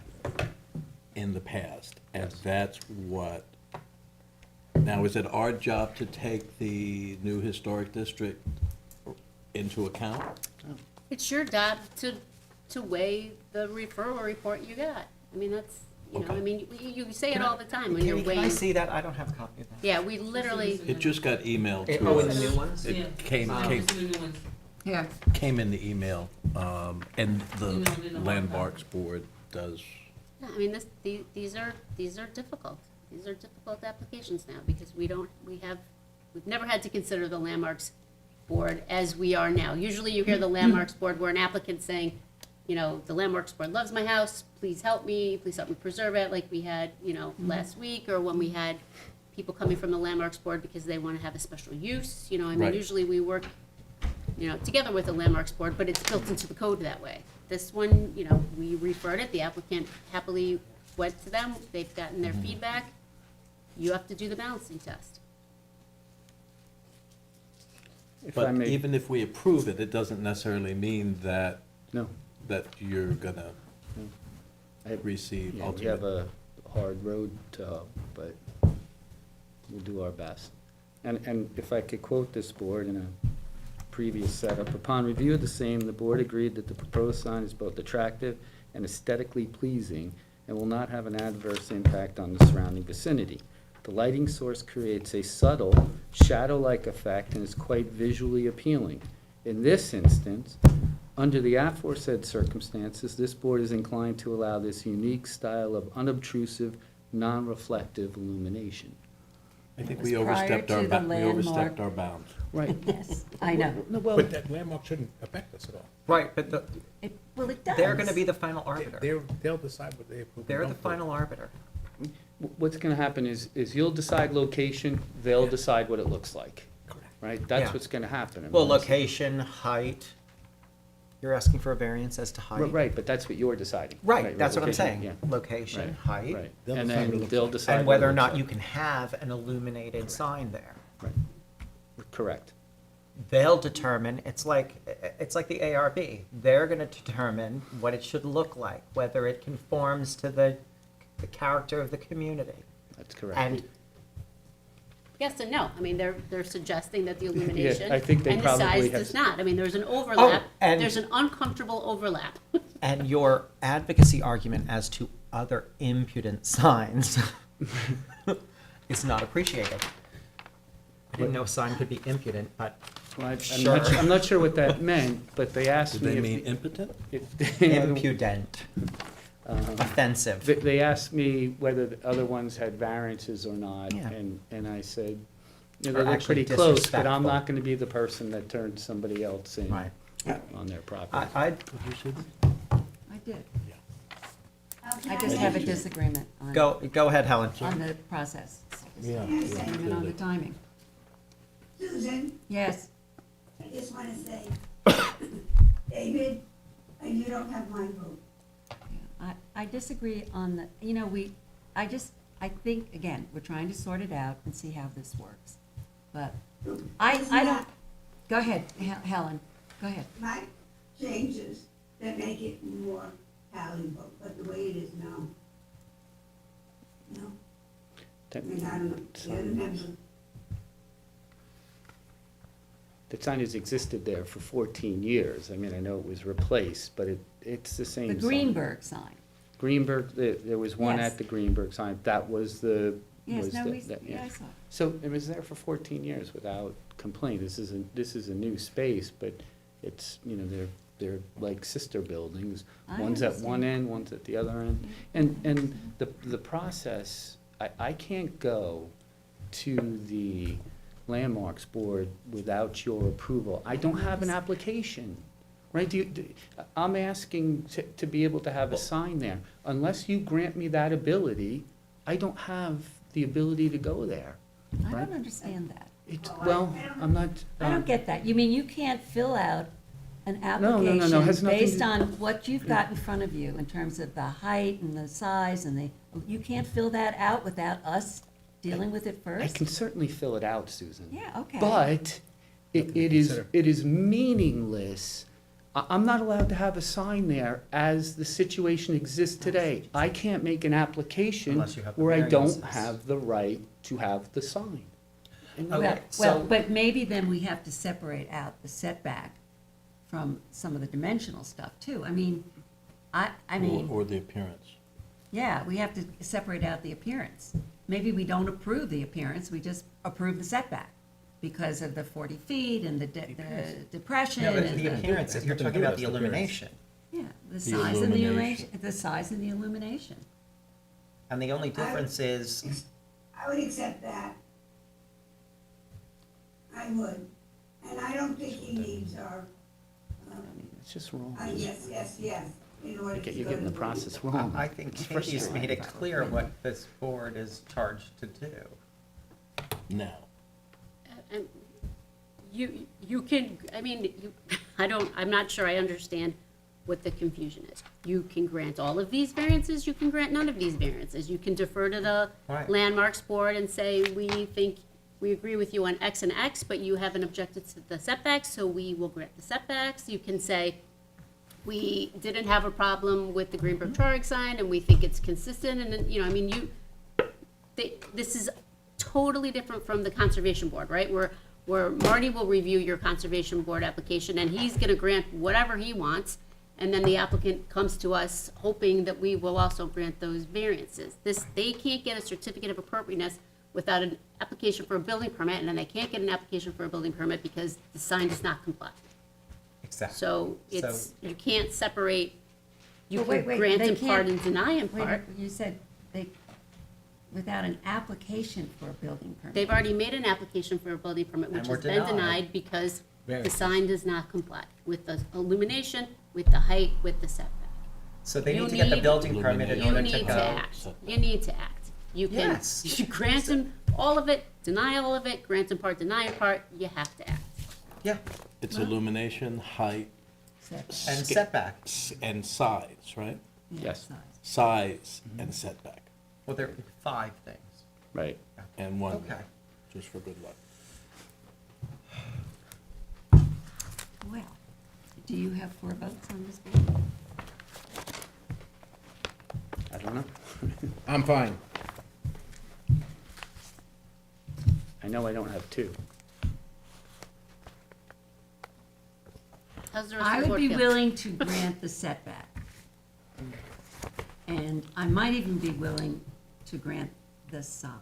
I don't know, what was the other objection? They had objection to the size and the illumination. I'm okay with this in itself at this time. Look, I'm not saying that I would be okay Landmark's with gonna it. do what they wanna do anyway. Landmark is Future gonna with do the what they're new gonna building. wanna do. And the I think we're illumination getting is tied gonna up be on that. part Yeah. of their, That's the problem. they're gonna be part of it, but again, I think as I said before, they didn't see what I gave you. I didn't have the opportunity to do that, and I think if they saw it, there's gonna be a different view of it, I believe, and I You believe hope. I'll be able to make a better argument. I didn't. But that's not for us to. And that's not for you, We're but, trying to but I think superimpose ourselves as illumination trend- is as a landmark part of preservation. their, We're not. when I say you decide place, they decide what it looks like. Illumination will be a possibility, but I believe that's something that they could object to. But they also, they can't grant you variances for illumination. If this board says no illumination, the landmarks board can't then say, we'll allow him to illuminate it, because they don't No, have the no, authority. no, it's Right. the opposite that I'm Correct. saying. If this Correct. board grants it, I still have to convince Correct. that board, Correct. right, because how it looks. And They still Could- may say no illumination. Correct, Could we grant it and they say no illumination and Yes. you end up putting that same sign up there without illumination? correct. Yes. Exactly. Okay. Then we'll so- just uplight it or Exactly. We're downlight trying it. to- We should just Lovely. act. Correct. We should close this public hearing, set it down for written decision. Okay, this is yours, John, so you're Yes, making the. so you're I'm making a the motion to recommendation. close the public hearing, set it for written submissions to April 5th, and with a decision on April 18th. Second. Mr. Leonard. Aye. Mr. Daley. Aye. Mr. Macedonia. Aye. Mr. Todd Hill. Aye. Ms. Burgess. Aye. Chair votes aye. Okay. Thank you. Have a good night. Have a good night. You too. You guys want to start with Oh, start with the goodies. decision, since we have the judge here?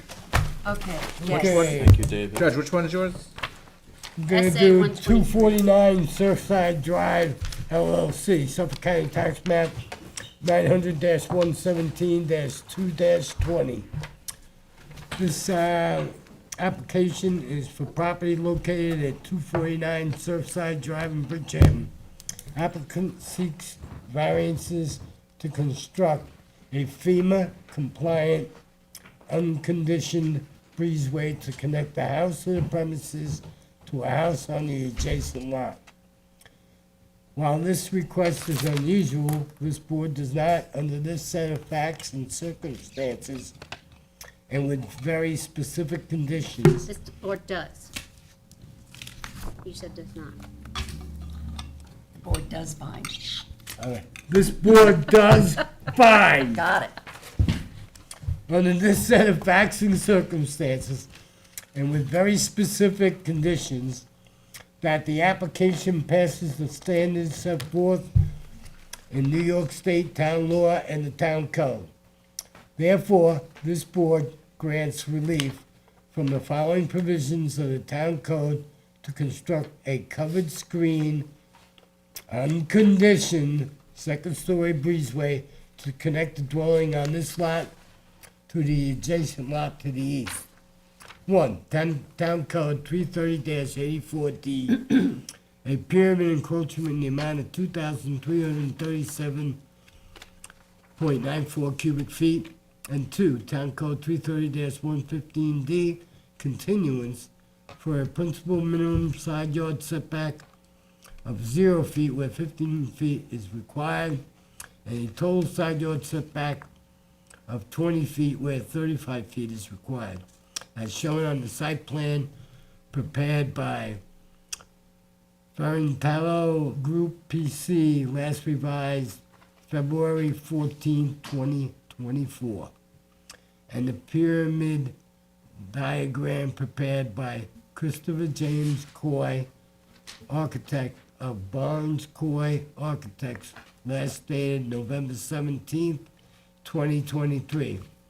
The grant of the foregoing relief is subject to such other conditions and permits as applicant is already acquired and may otherwise have to acquire for final approval of the subject premises, including the filing of a covenant with the Suffolk County Clerk's Office by June 30th, 2024, subject to the approval from the Town Attorney's Office requiring the removal of the covered screen unconditioned second-story breezeway from both houses upon the sale or transfer of either this parcel or the adjacent parcel identified as Suffolk County Tax Map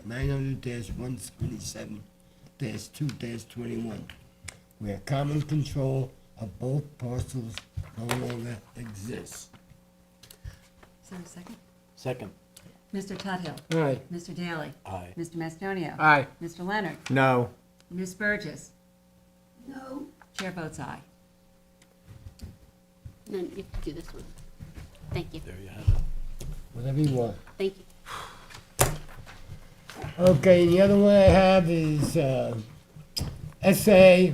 123 LLC, Suffolk County Tax Map 900-177-2-21.